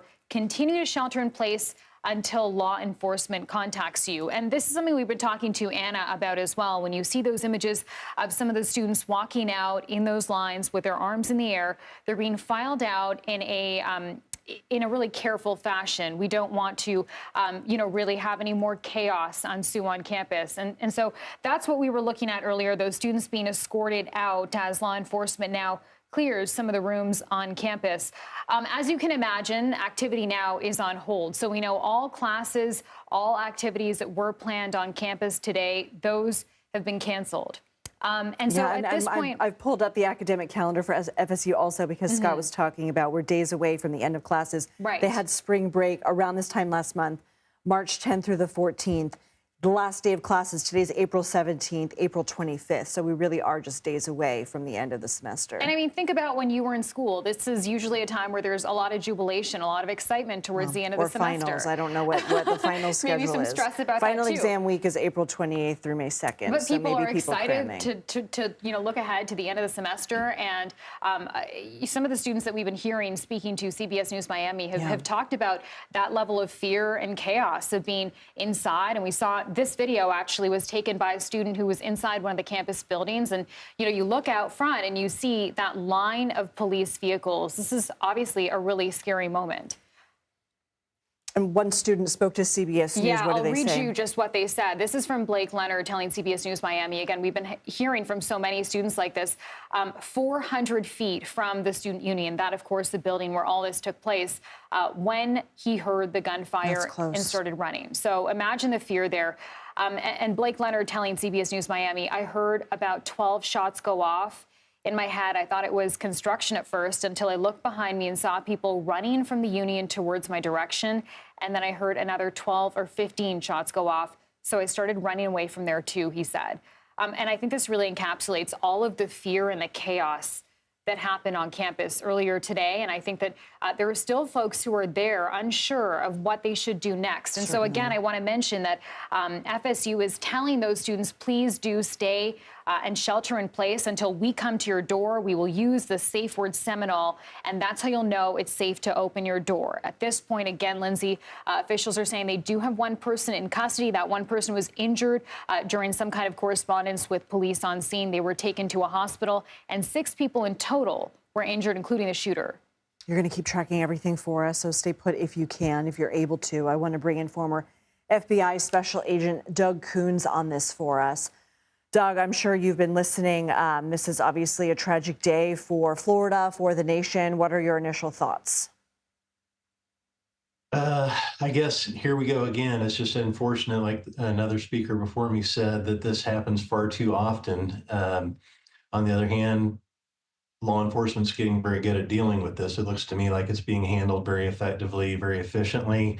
We've got a person in custody. They're in the process of clearing buildings and getting people out of their shelter in places and back home. And it'll be interesting to see how this unfolds, because now the big question I think everybody is wondering is why? What's the motivation? What's the ideology? And that's what investigators will be looking at in the next hours, days, weeks. And can you go through what shelter-in-place protocol is at a major university like this, and the daunting task of, I believe Chanel said this is a 500-acre campus, the daunting task of clearing room to room, building to building? I'm sure that's going to vary from campus to campus. You know, we're in Indiana, I'm not there, but I would imagine it's going to be the immediate building. You know, the student unions are typically very large. There's going to be a lot of rooms in there that need to be cleared. So you'll start with kind of the center of all the activity and move outward, clearing those rooms, giving the safe word, letting them come out, making sure that there's nobody else involved, that there's no other potential active shooters that are lurking, and they're erring on the side of caution. You know, there could be explosive devices somewhere. There's just a lot of unknowns, and they're trying to take all that into account when they go through these procedures. And like I say, all these campuses now have procedures. They train on them, not just the faculty, staff, and law enforcement, but the students as well. So hopefully they've got a good idea of what to do when this happens. And Doug, our own Scott McFarland had pointed out that a police memo was circulated earlier today saying the Tallahassee Police Department was staging a training exercise with, quote, loud bangs, crashes, and sirens simultaneous to the shooting. The training about a mile away, scheduled from 12 p.m. to 8 p.m. Eastern. We know that there were reports of the shooting at the student union at 12 p.m. Eastern. I'm just wondering your thoughts on that, and whether anything comes to mind. Obviously, I had spoken with Scott about the necessity, standard operating procedure to let the public know about training exercises like that so as not to instill panic. But what are your thoughts on that? it's, I guess, just a big coincidence. On the other hand, you put out a notice that you're going to be doing this kind of training, and then people start hearing shots. Are they wondering, is this the training or is this the real thing? Maybe a little bit of confusion there. I'm not sure, but it's definitely a point to consider.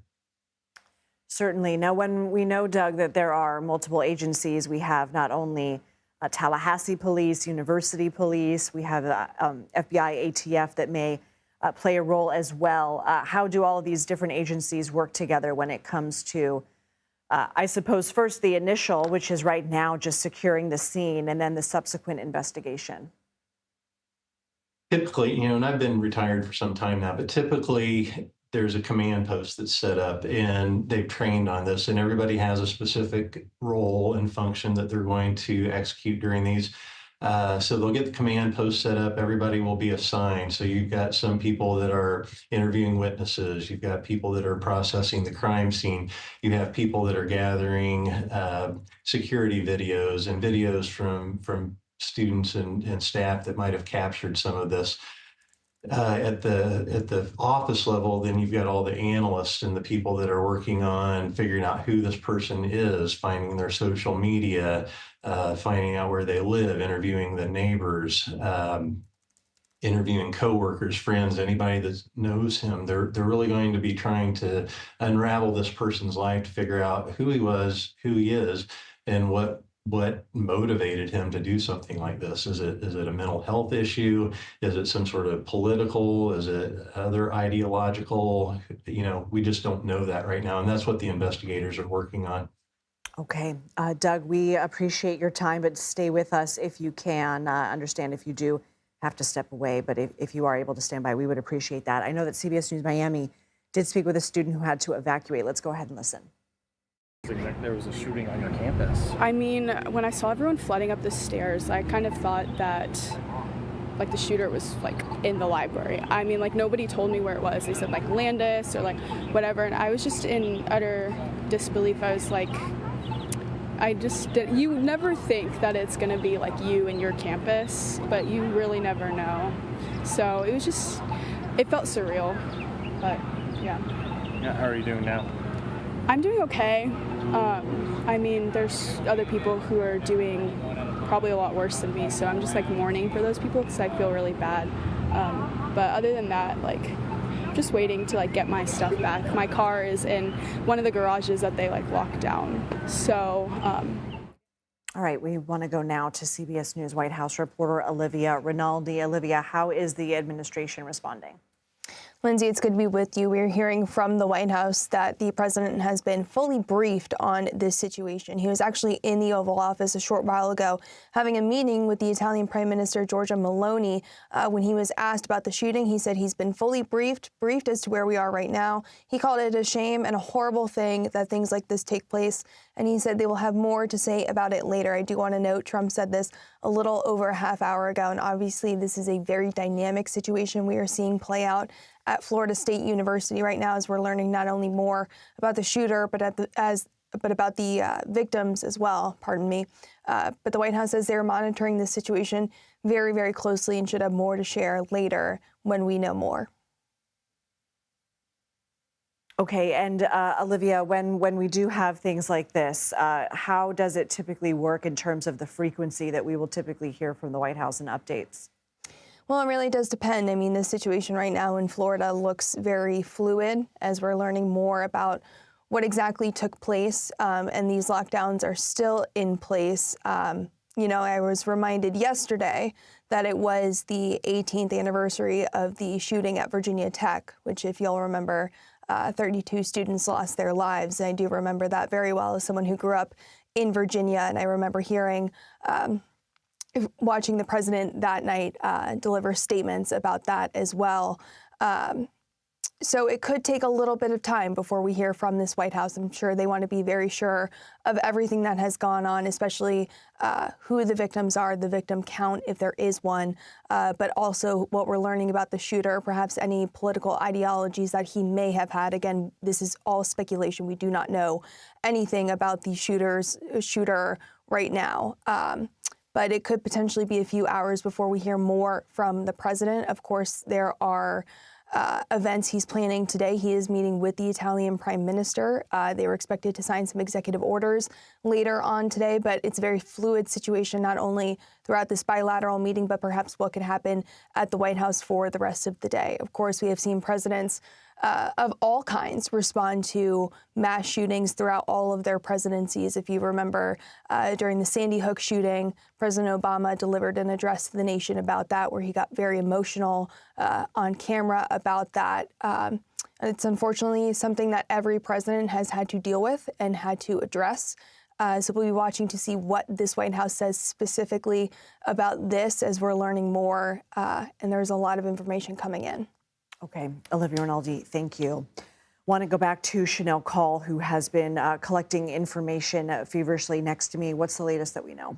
Well, we're hearing more and more reports now, Lindsay, of the panic and the chaos and confusion when this news broke at around noon. And now we've seen this story progress. We know the shooter is in police custody and he was injured, or they are injured, I should say, and in a hospital. But at this point, the situation is not fully under control. We know the lockdown is still very much in place on campus at Florida State University this hour. And some of the students were actually in class when that alert went out at about noon. And Lindsay, they really describe a terrifying scene. I want to read you what one student, Ava Arando, said to CBS News Miami.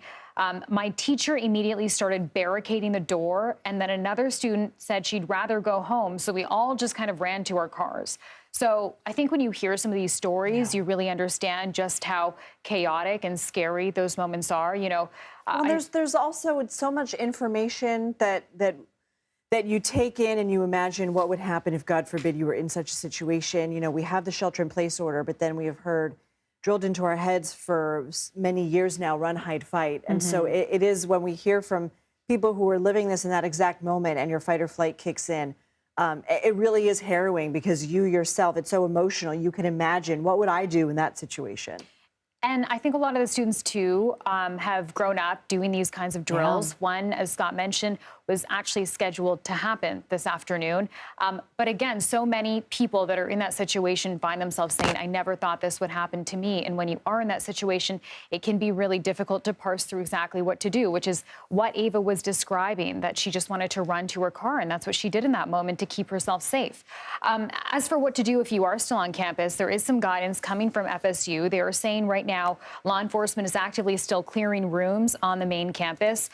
They will use a safe word Seminole to confirm it is safe to open the door.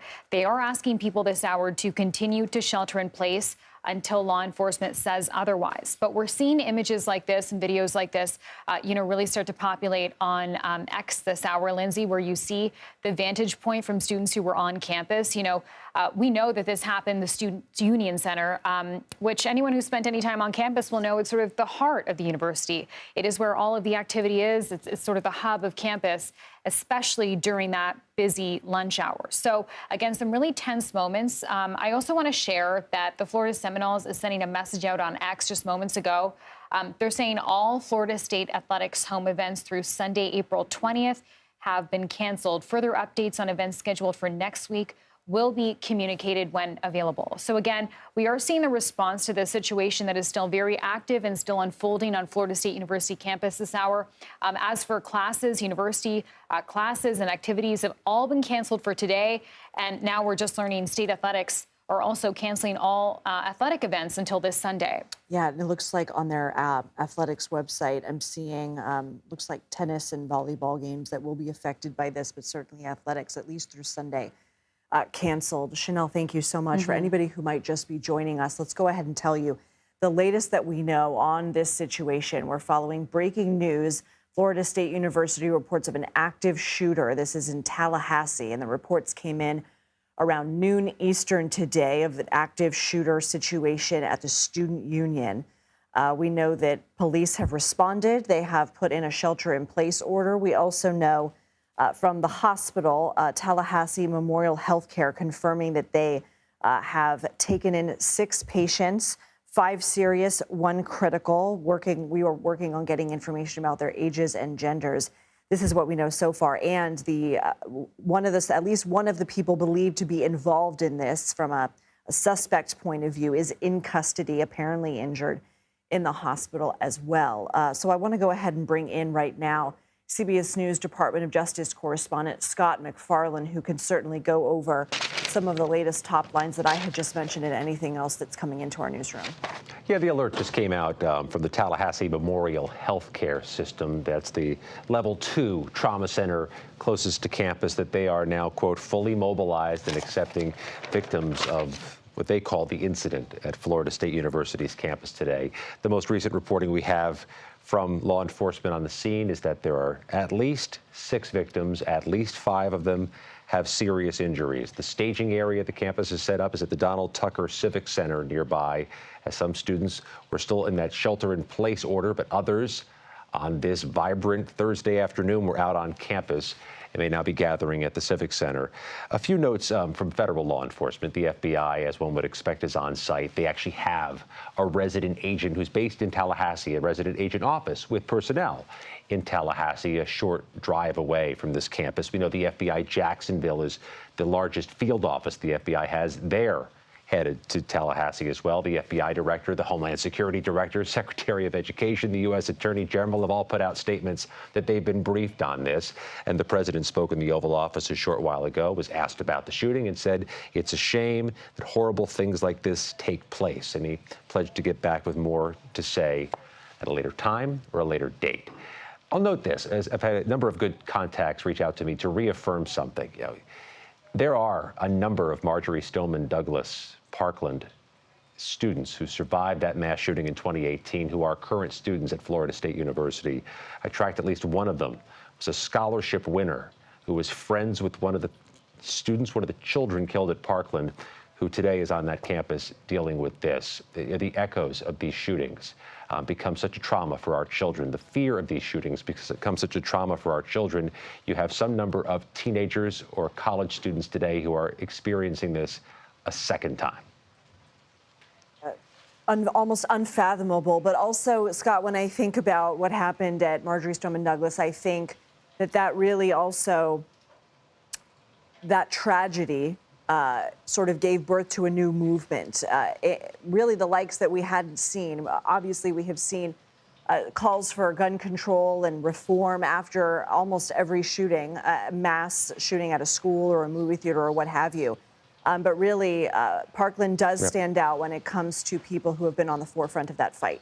To that point, Lindsay, 2 things come to mind. First of all, they've torn down that building just a few months ago at the Marjory Stoneman Douglas High School, but they left it as it was from February 14th, 2018 for years, with, the debris, the belongings, the blood of the victims, so that they could walk lawmakers through that building, state and federal. The Vice President of the United States in that era, Kamala Harris, was brought through that building instructively to show what the casualties are inside a school, on a campus, when there's a school shooting. They took it down and they're replacing it with a memorial. There's a new building there. But also, Lindsay, you're just a few minutes away from the state capitol in Tallahassee, from this scene of this shooting today, and they are actively, kinetically looking at gun control or gun rights legislation. None of this happens in a vacuum, and all of this, though, is happening too frequently.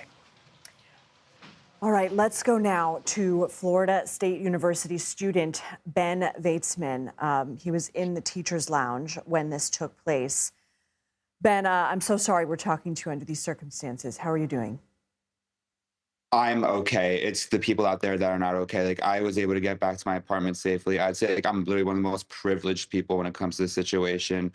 I was walking out of Thagard. I had an appointment there, and then I'm just walking back to my apartment. I'm next to Stroger, and I see these like 2 guys running. I'm just like, I think it's an altercation just between them 2. And then the guy in front is like, yo, there's a school shooter. Everyone get inside. And that's like when me and the people around me start to realize that this is serious. So we all like bust into Stroger. You have to like swipe your ID to get in past these like gates, but there's like push past them.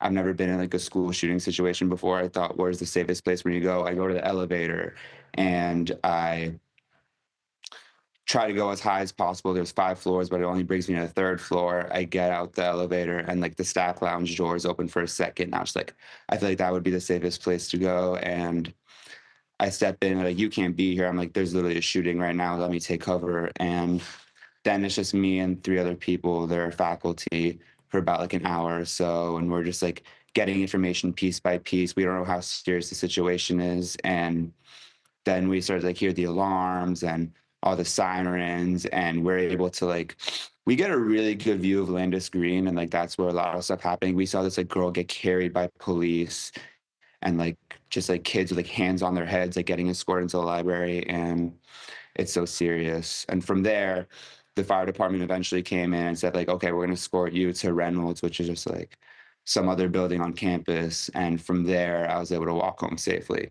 But I know right now there's kids who are still in classrooms. There's kids who like got injured or are being sent to the hospital. Like the fact that I'm being interviewed right now is crazy because I mean, I posted on social media and that's how you guys contacted me, but there's kids with like real first eyewitness accounts that I wasn't able to have. Like the closest I was able to like receiving any account of the situation was as soon as that guy said, "Oh, there's a shooting," when I was right by Stroger Library, I heard a gunshot in that very moment, and that's when I knew to run. How close in proximity is the lounge that you took shelter in from the student union? It's like a 2-minute walk. Like the library and the union are very close together. So I knew that I was in a very dangerous place, but like the staff lounge doors are really made of glass. Like anyone could break into that moment, but just like you have to swipe a card to get into the staff lounge, but still it's made of glass. Like if a shooter wanted to get in, they would, but I don't know. I just felt really safe there, and I think the faculty that let me stay with them as I was the only student in there. As your instinct in that moment. You had mentioned you saw a girl being carried by police. Did you notice any visible injuries? I really couldn't see that clearly. I mean, I was like on the 3rd floor in Stroger. This was happening on ground level, and I just see like they're all like yelling like "Help her now!" or like "Get this medic!" and like it was just like a crazy hectic moment. I was just like seeing it with my own eyes, and this whole situation, I feel like I'm not a very sensitive person, but like when I got back home, I like got sent videos of like in group chats with my friends of like dead bodies just like near the student union, which I go to every single day, and like that's where it really like hit me. We And do have I'm to be just careful, Ben. We haven't confirmed any fatalities, but I do appreciate you giving us a little bit more information that you've seen videos in your group chat. No, it's okay. I mean, we're working on confirming that information, and certainly you giving us information on what you're seeing on your phone is helpful as we do that work to do that journalistically. You had mentioned that police had gone into the teachers' lounge where you were seeking shelter with, I believe you said, 3 other faculty members. Was it your understanding that police were going building by building to clear and bring people to safety, and that's what they had done when they reached you? Yeah. So as soon as like we saw like people try to enter the staff lounge, the glass isn't that clear, but we were able to tell that like those are people helping us. And earlier when we just like were looking out the windows to see what was happening, we saw just like a bunch of like police enforcement and stuff like that with big guns just like standing outside Stroger Library. Like we knew Stroger Library was safe. So like when people approached us, we knew that's like they're gonna evacuate us. I know that you had, And yeah, go ahead. I was just gonna say like another moment, I don't know if I mentioned, but like one of the faculty members was crying, just being like, "I'm so scared, I want to go home," and we all hugged, which is a really sweet moment, just showing you how severe the situation is. Yeah, certainly the fear. It really describes the fear. I mean, was there anything that you guys were talking about in that lounge to comfort one another? I mean, just the uncertainty of it all. Yeah. Like, I just hear from a guy saying school shooting. You don't have to tell me twice. I'm running in the building right then and there. But just like as the hours have been going by, it's like you hear more and more stuff. And it's just like sickening. Like a school shooting, I personally, high school, grew up in a very like privileged neighborhood, like Cresskill High School. Like you would never think a school shooting would ever happen there. And but like you hear about it all around the country. And I know like FSU is like a really big college and so many students, like anything could happen, but it's like a school shooting is like that thing that you hear about, but you really don't absorb the situation once it finally happens to you. And I see that's what a lot of people are probably going through today. Ben, do you guys ever have active shooter drills where university police or administration talk to students and faculty about what to do in the event of such a tragedy? I don't think so. I actually know that there was a shooting at Stroger in like maybe 2014, like around that ballpark. I'm not 100% sure. I know that there's been a shooting here before, but active shooter drills, I can't recall ever being in one of those. Like high school, we've always had like code yellow, just like lockdown drills where it's like you hide in like a corner for 5 minutes, but nothing to actually prepare you for what to do when there's like, especially when you're at college campus, it's different. Like my high school is just like a building. There's no other buildings to go to, but it's like when you're outside and you hear there's a shooter, it's like, should you go inside? Should you go home? Like, who knows? Ben, I know that you said you're not a super emotional person, but clearly this is rattling for anybody. I mean, what are you thinking and feeling in this moment? Right now, I'm just thinking like, I'm on the news right now. There should be many other people on the news talking about like what they saw and like serious stuff, but I'm a person who posts on social media a lot. That's how you guys reached out to me. And I also wouldn't downplay your experience. What you went through is still traumatic.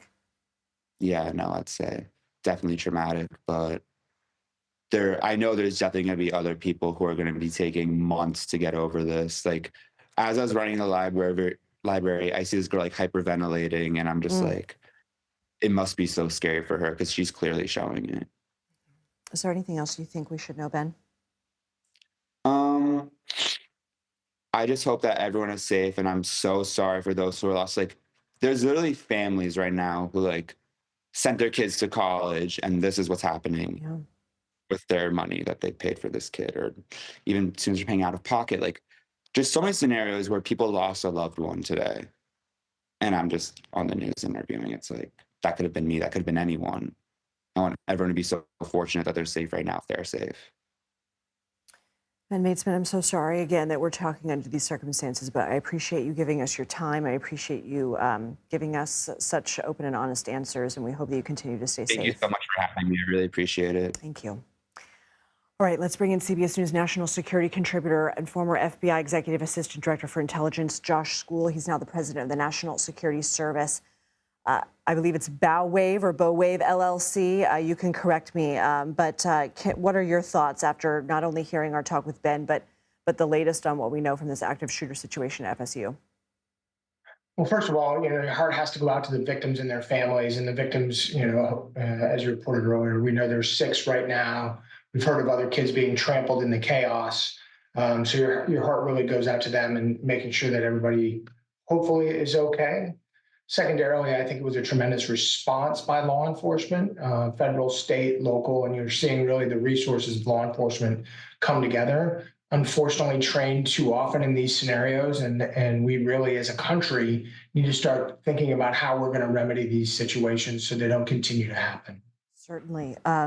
We had talked to Ben, and he wasn't really aware of any official protocol or training for students at the university in an active shooter situation. I mean, is that pretty typical where the university maybe just tries to put out helpful literature that could maybe offer some help in the dire case of something like this happening, God forbid? Or do some universities, to your knowledge, have more laid out plans, training drills, et cetera? I'm quite confident Florida State University and their police department have a protocol associated with an active shooter plan. For students, though, not for the department, for students that they communicate. Yeah, they have protocols for the students. There's resources available for them to absorb. As far as training drills with the entire student body, I think that's probably unwieldy. Okay. I think there are resources and communications that go to students and what they should do if this were to happen, what to do, what not to do, and then this would be the actions by law enforcement in those scenarios to conduct. And I undoubtedly they're doing other exercises, but not always with the student body. That it would be nearly impossible to control. But I'm confident that those training protocols are in place. Any final thoughts?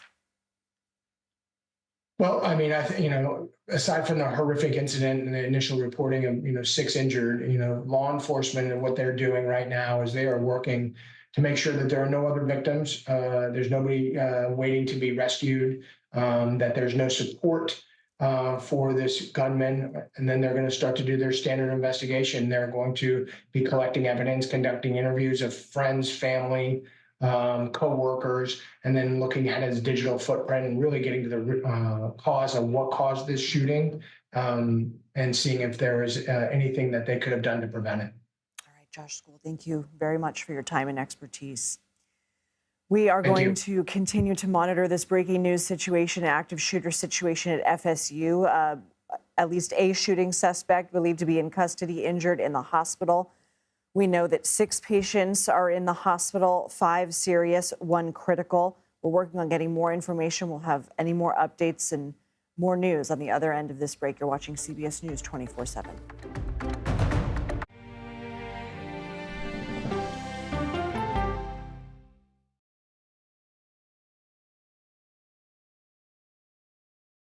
I think I asked direct questions. I don't know that they're tough questions per se. When do consumers actually get to touch and feel a difference in their lives? So you would encourage Democrats to work with Donald Trump on an issue like healthcare. That's the role of Face the Nation, to focus on the issues at hand. That means a civil conversation with perspective.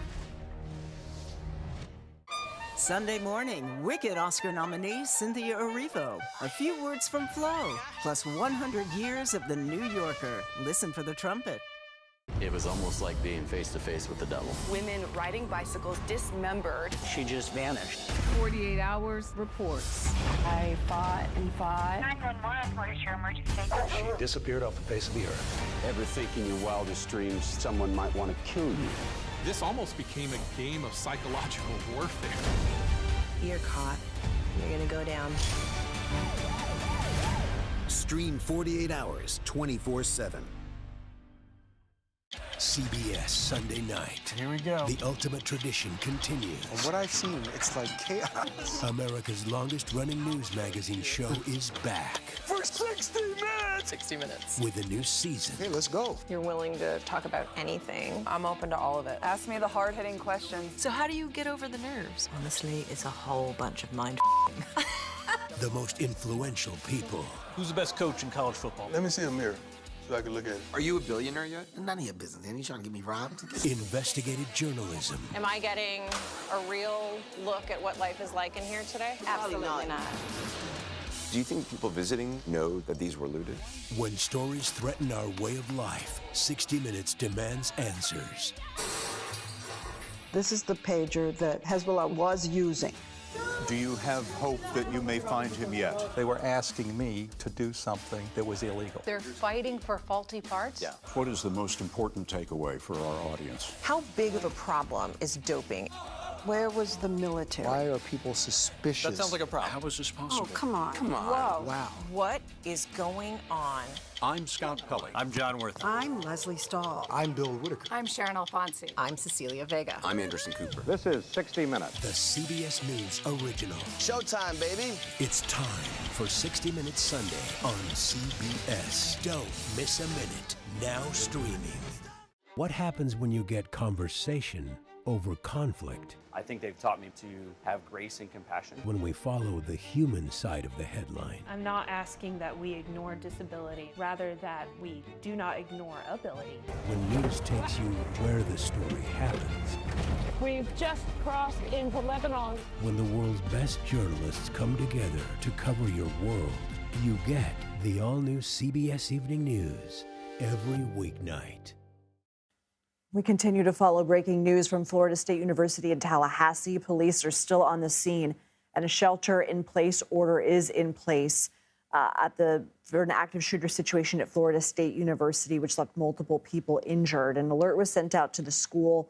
This was around 12 p.m. Eastern, saying the shooting was happening at the student union. We know that, again, students are still sheltering in place. All classes and activities canceled for the rest of the day. All athletic events canceled through the weekend. The White House says the president has been briefed, and we want to go now to Chanel Call, who has been following the latest for us. What can you tell us about the number of injuries that we've confirmed so far and any other information we have?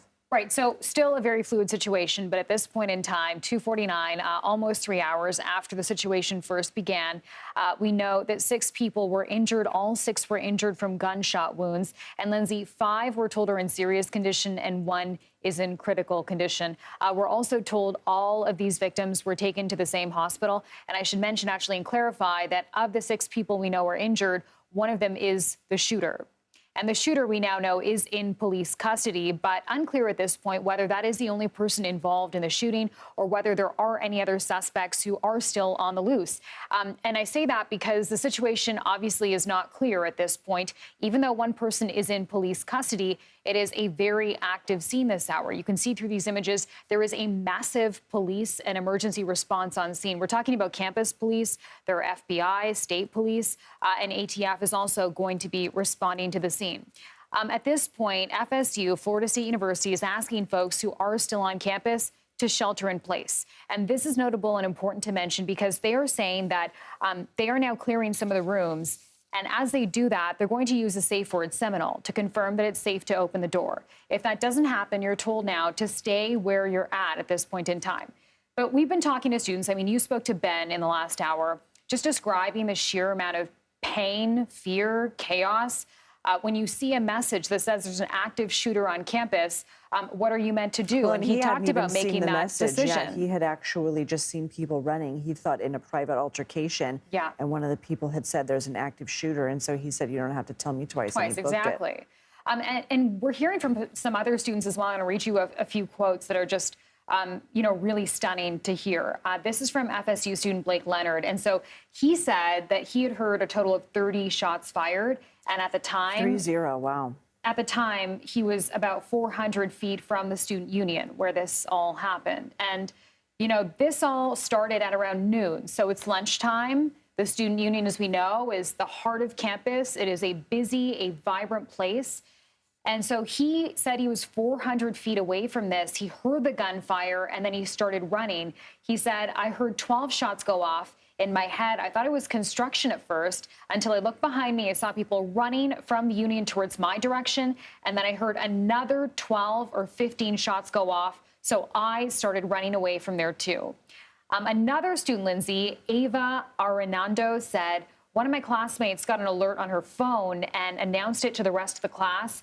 And then she said, my teacher immediately started barricading the door. And then another student said she'd rather go home. So we all just kind of ran to our cars, she said. And this video you're looking at right now was also taken by another student who posted this on X. And you can see the line of police vehicles there, just really indicative of the response to what is a very serious situation unfolding. Classes and activities now on campus obviously have been put on hold. Everything is canceled for today. And then beyond that, Lindsay, we talked about this. Florida Seminoles sending out a message on X about an hour ago saying all Florida State Athletics home events through Sunday, April 20th have been canceled. As for next steps here, we do know, Lindsay, that Police Chief Lawrence Revel is going to be holding a news conference. I'm just checking here to see if we have any guidance on timing. And we do not. So we'll keep a close eye on that and hope to get some updated information during that press conference. Okay, Chanel, thank you. I want to bring in CBS News Department of Justice correspondent Scott McFarland. Scott, I understand you have something new for us. Yeah, updates sent out by the university. And the university law enforcement says the area around the student union remains an active crime scene. But they add students may return to their residence halls now. They're encouraged to stay indoors on the main campus and let the first responders do their work, but them allowing any movement, including back into dorms, gives you some indication of the current threat posture on the campus. They're still encouraging people to shelter, but they say they can go to their dorms. They are also being encouraged, if necessary, to go to that Tucker Center, that Civic Center, reunification center. That's not just for students, but for families who want to come get their kids, get their students, check on their students. I had one state official tell me that, one former state official tell me this is the moment where it's difficult to get in touch with people sometimes by cell phone and parents can't get a hold of their kids, and you know what kind of anxiety that can bring. The reunification center is there at the Civic Center for families to reunite with their children, and the students are told they can leave this campus for the weekend. Classes are canceled today. They're canceled tomorrow.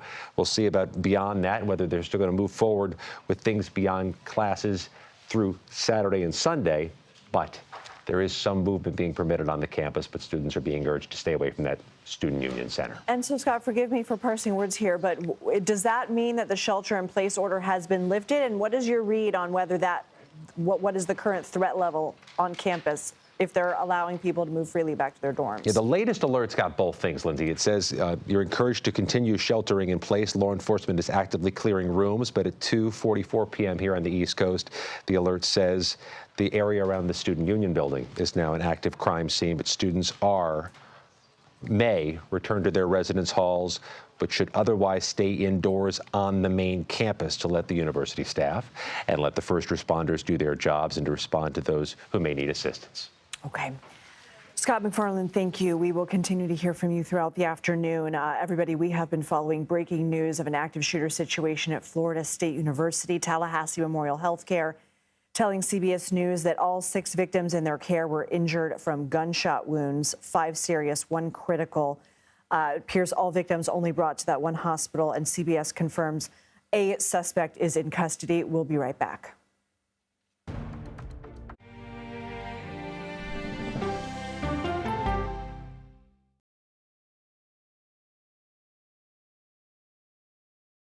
CBS Mornings is clearly fun. Money saving. Dollar Jill's here to tell us what it means for you. Clearly delish. So what's on the menu today? Clearly, CBS Mornings weekdays at 7 on CBS. What happens when the world's best journalists come together? Write a prescription for the healing of America. We're retired and this is our paradise. Now it's gone. You get the stories of America every night. You get the all-new CBS Evening News every weeknight. This is CBS.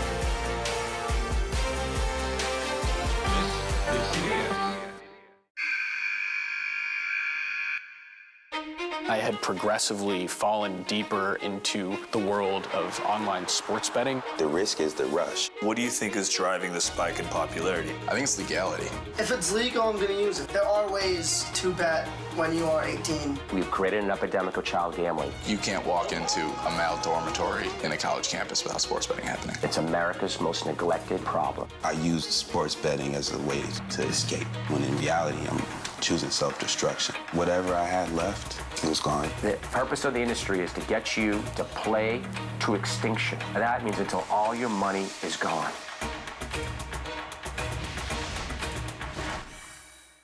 Go to the ends of the earth. We'll hit the heights.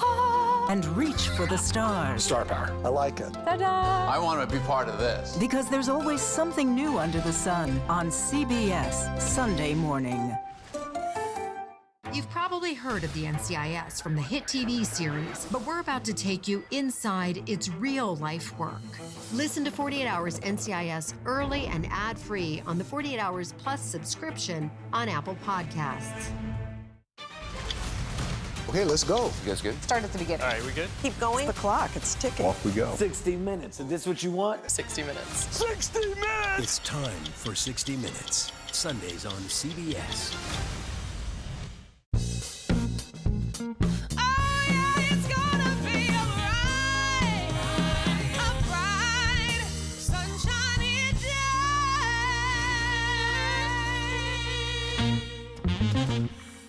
CBS News, 60 Minutes, Sunday on CBS. What happens when reporters take you inside the story? I've been asking for over a year and a half for access into this place, and this is the first time we're getting it. You get the all-new CBS.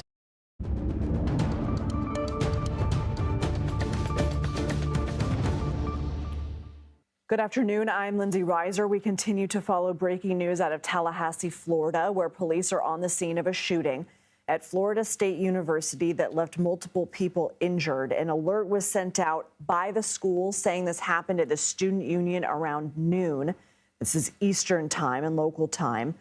Students, we're hearing, are now being allowed to return to their dorms if they want, but the area around the student union is still an active crime scene. All classes and activities for the rest of the day are canceled.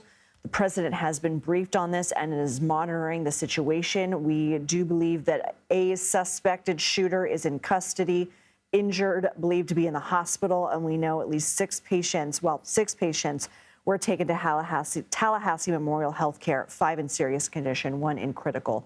We have team coverage on this. Let's bring in CBS News Department of Justice correspondent Scott McFarland with the latest. Scott. A law enforcement press conference expected in about an hour, Lindsay, to update the public and the campus about what's been going on and what the future response is going to be at Florida State University. You have the numbers from the Tallahassee Memorial Healthcare Hospital, the nearest to the Florida State campus. There are 6 gunshot wound victims there, at least 6, for a shooting that happened just after 12 p.m. Eastern time near the Student Union building on campus. The Student Union building, as it is on so many college campuses, is right in the heart of the campus at Florida State at Tallahassee. The shooting victims brought to Tallahassee Memorial Healthcare System. We don't have reports of other victims at other hospitals. For so much of this afternoon on the campus, there was a shelter-in-place ordered by state and local law enforcement. The latest alert, sent 15 minutes ago by Florida State, is that students can now return to their dorms and students will be permitted to leave campus in short order, and that there's a family reunification center at the Civic Center in Tallahassee where families, for parents, can come meet and, if they need to, help their students, their children who were impacted by today's shooting. There's also counseling set up. There's a healthcare system at the Civic Center for anybody who needs any medical aid. All of these things have the echoes of other school shootings where they have this protocol they now execute all too frequently in America, where they have alert systems, reunification systems, and counseling sessions ready to go when this type of emergency occurs. What else was occurring today, Scott, from a training standpoint for police? A few things. First of all, we should note that this is just down the street, metaphorically, a few minutes away from the state capitol in Tallahassee, and they are in session today in the Florida legislature nearby. They also had scheduled for just that same hour, 12 p.m. Eastern time, a city police emergency drill about which they notified the campus community this morning, an emergency training that would have loud bangs, sirens, and responses. We haven't yet heard from students interviewing with CBS News, but we've heard from students speaking to others that may have caused a little bit of confusion during the initial onset of this emergency, people thinking that might have been part of the drill that was planned for just that same hour. We also know that there was a safety seminar, a safety conference of sorts scheduled for the campus tonight. A campus-based talk to talk about campus safety and campus security. We are roughly 2 weeks and 2 days away from commencement, the spring graduation at Florida State, and that ceremony is set to happen where the Family Reunification Center is now, at the Civic Center. All right, Scott, thank you very much for that. Let's go now to CBS News correspondent Chanel Call, who's been following this, and you have been, you've had the daunting task, actually. You've been reading a lot of reaction from students who were there, very emotional in many cases. I think there's a lot of confusion, especially when you get a message saying that there's an active shooter on campus. That's what happened at 12 o'clock today. Now, 3 hours later, we do know that there's 1 person in police custody. We also know, Lindsay, of course, that 1 person, officials tell us, has been injured. They are now in a hospital along with 5 other people who we believe to be victims who were also injured in what unfolded today on campus. At this point, we do not know if there are any other folks who are part of this, but it is a good indication, I think, that Scott had said that students are now going to be permitted to return to their residences. So some movement on campus, I think, is a good sign at this point. It does not mean the lockdown has been lifted. You know, the language here I want to be clear about. They are still being asked to stay on campus at this point, but they can return to their residences. We also know that things on campus have been shut down for the next little while. We know classes and activities on campus have been shut down today, tomorrow. We don't know what will happen in the days ahead. Sports activities, Florida Seminoles saying that state athletic sports activities have been canceled through Sunday. We're also waiting, Scott mentioned, to hear from Tallahassee's police chief, Lawrence Revel. He'll be holding a news conference at 4 o'clock, so in just under an hour. Hopefully we'll learn more then at that point about exactly what happened this afternoon and what the next steps will look like. Okay, and we did hear from a nearby university as well, Florida A&M, about a mile and a half away from Florida State University, saying in response, they're canceling all classes and student activities on their main campus for the remainder of the day. I want to go now to CBS News White House reporter Olivia Rinaldi, who is standing by in our Washington bureau with reaction from the White House. Olivia? Yeah, good to be with you, Lindsay. We are learning that the White House is following this situation very closely. They've been monitoring it since about noon when we first heard of this active shooting happening on Florida State University's campus in Tallahassee. We also heard from Trump a little bit ago, who was actually in the Oval Office, and he was asked about this situation and the briefing. Take a listen to what he had to say here. Very much, everybody, and I've been briefed on the Florida State University, Tallahassee active shooting. I guess it's an active shooter.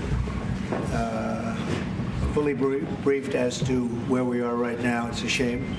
It's a horrible thing. Horrible that things like this take place. And we'll have more to say about it later. In the meantime, it's Now, Trump said that about an hour and 15 minutes ago, but we do know that the White House is monitoring the situation very closely. We know that the FBI is also responding. The Department of Homeland Security is aware of the shooting as well. And Trump says he'll have more to say on this matter later. And we'll be watching to see what exactly that is. All right, Olivia, understanding that we have a lot of horrific, tragic news that we're covering in Florida, I do want to ask you about some other topics that are happening in Washington, D.C., and that includes growing tension between President Trump and Fed Reserve Chair Jerome Powell. Chairman Powell, as we remember yesterday, said that the tariffs are significantly larger than anticipated, could lead to higher inflation. The president responded, saying Chairman Powell's termination cannot come fast enough. Let's remind our viewers, President Trump can't fire Powell. Walk us through how we got to this point and where we could be heading. Well, these two men have a very long history, even back to Trump's first time in office with Jerome Powell, as he guided the nation through the COVID pandemic. And the same thing, higher inflation rates while also, restoring the economy, a very delicate balance. But we heard from the president yesterday, or this morning rather, on True Social in a tirade against Jerome Powell, where he said that he has always been too late and wrong. And he also said that his termination cannot come soon enough. Trump said this as he was discussing the U.S. Central Bank and saying that they're lagging behind where our counterparts, the European Central Bank, have been. Now, the European Central Bank has cut rates about 7 times in the past year. They just announced a new interest rate cut. The U.S. has not cut interest rates. That's something Trump would like to see happen as a way to boost the economy and give people, a little juice with all the uncertainty that's been around the ongoing trade war. But as you note, that termination cannot come from the White House. It's under federal law that the chairman of the Federal Reserve is in that position for a 14-year term, and you cannot fire them unless you have cause. So that's the next question of all of this. What is the White House or Trump going to pursue for cause? In this particular instance, you cannot fire them just because you lose confidence. It has to be for cause, and that is federal law. So quite notable there. And Chairman Powell is expected to serve through his term through 2028. But we'll be watching very closely to see what, if anything, happens, and certainly market reaction to this as well. Yeah, President Trump said they made big progress on trade negotiations with Japan. Says he had good talks with Mexico's president yesterday. Are we thinking that his meeting with Italy's prime minister could lead to any concrete deals? Could Italy be the bridge to the EU for trade talks? Well, it could be. What's quite interesting is that Italian Prime Minister Giorgia Meloni is at the White House today, and she is the first European leader to meet with Trump face-to-face since this whole trade war started. And she is someone who's quite close with the president. She's also very close with Elon Musk. Trump has praised her previously. He's called her a real live wire and a wonderful woman. She was invited as well to his inauguration. So they have a very tight relationship. So That's quite notable that she's the first European leader who was really sent out from our allies in Europe to come talk with the president. They're expected to talk about those tariffs that he said would go into place. Now, Trump said he wanted but a 24% reciprocal tariff on European Union products. We, of course, know that Trump has levied that 10% tariff on all countries, regardless of who they are. But she's here today to really discuss the ongoing trade war. And Trump said earlier and expressed confidence that they could reach a trade deal with the European Union. Of course, automobiles is the underlying thing of all of that. Trump wants to see more companies like BMW, Volkswagen, Volvo here in the United States making their cars here. And he wants to see more American cars in Europe. He often talks about this one conversation he had with Germany's Prime Minister Angela Merkel back in his first administration when he asked how many Chevys there are in Germany, and she said 0. And he said, well, that just doesn't sit right with me. So this all ties back to that first administration and wanting to see more American cars, more American products sold in Europe. We'll see where the Italian Prime Minister can get today with Trump, though. With Trump, though. Excuse me. Okay. Olivia Rinaldi, thank you. We are going to take a quick break. We will continue to bring you the latest on the shooting at Florida State University. As we've been reporting, there's a news conference scheduled for 4 o'clock Eastern time, so in about 50 minutes, and we will bring you that live when it happens. We're also following more breaking news out of Los Angeles, where brothers Eric and Lyle Menendez could soon learn if they will be resentenced for the 1989 murders of their parents. Stay with us. You're watching CBS News 24/7.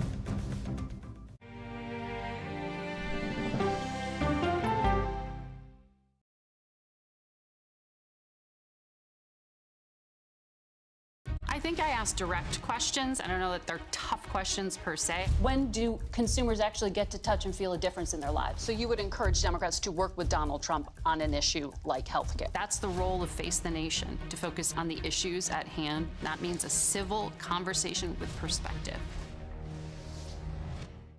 Sunday morning, Wicked Oscar nominee Cynthia Erivo. A few words from Flo, plus 100 years of The New Yorker. Listen for the trumpet. It was almost like being face-to-face with the devil. Women riding bicycles dismembered. She just vanished. 48 hours reports. I fought and fought. 911, what is your emergency? She disappeared off the face of the earth. Ever think in your wildest dreams someone might want to kill you? This almost became a game of psychological warfare. You're caught. You're gonna go down. Stream 48 hours, 24/7. CBS Sunday night. Here we go. The ultimate tradition continues. From what I've seen, it's like chaos. America's longest-running news magazine show is back. For 60 minutes! 60 minutes. With a new season. Okay, let's go. You're willing to talk about anything. I'm open to all of it. Ask me the hard-hitting questions. So how do you get over the nerves? Honestly, it's a whole bunch of mind The most influential people. Who's the best coach in college football? Let me see a mirror so I can look at it. Are you a billionaire yet? None of your business, man. You trying to get me robbed? Investigative journalism. Am I getting a real look at what life is like in here today? Absolutely not. Do you think people visiting know that these were looted? When stories threaten our way of life, 60 Minutes demands answers. This is the pager that Hezbollah was using. Do you have hope that you may find him yet? They were asking me to do something that was illegal. They're fighting for faulty parts? Yeah. What is the most important takeaway for our audience? How big of a problem is doping? Where was the military? Why are people suspicious? That sounds like a problem. How is this possible? Oh, come on. Come on. Whoa. Wow. What is going on? I'm Scott Pelley. I'm John Worth. I'm Leslie Stahl. I'm Bill Whitaker. I'm Sharon Alfonsi. I'm Cecilia Vega. I'm Anderson Cooper. This is 60 Minutes. The CBS News original. Showtime, baby. It's time for 60 Minutes Sunday on CBS. Don't miss a minute. Now streaming. What happens when you get conversation over conflict? I think they've taught me to have grace and compassion. When we follow the human side of the headline. I'm not asking that we ignore disability, rather that we do not ignore ability. When news takes you where the story happens. We've just crossed into Lebanon. When the world's best journalists come together to cover your world, you get the all-new CBS Evening News every weeknight. A California judge is weighing whether the Menendez brothers should be resentenced after a judge denied the Los Angeles County District Attorney's Office request to delay today's court appearance. Eric and Lyle were convicted of killing their parents in 1989 and are serving life in prison without the possibility of parole. But if they are resentenced, that could change. They could even go free.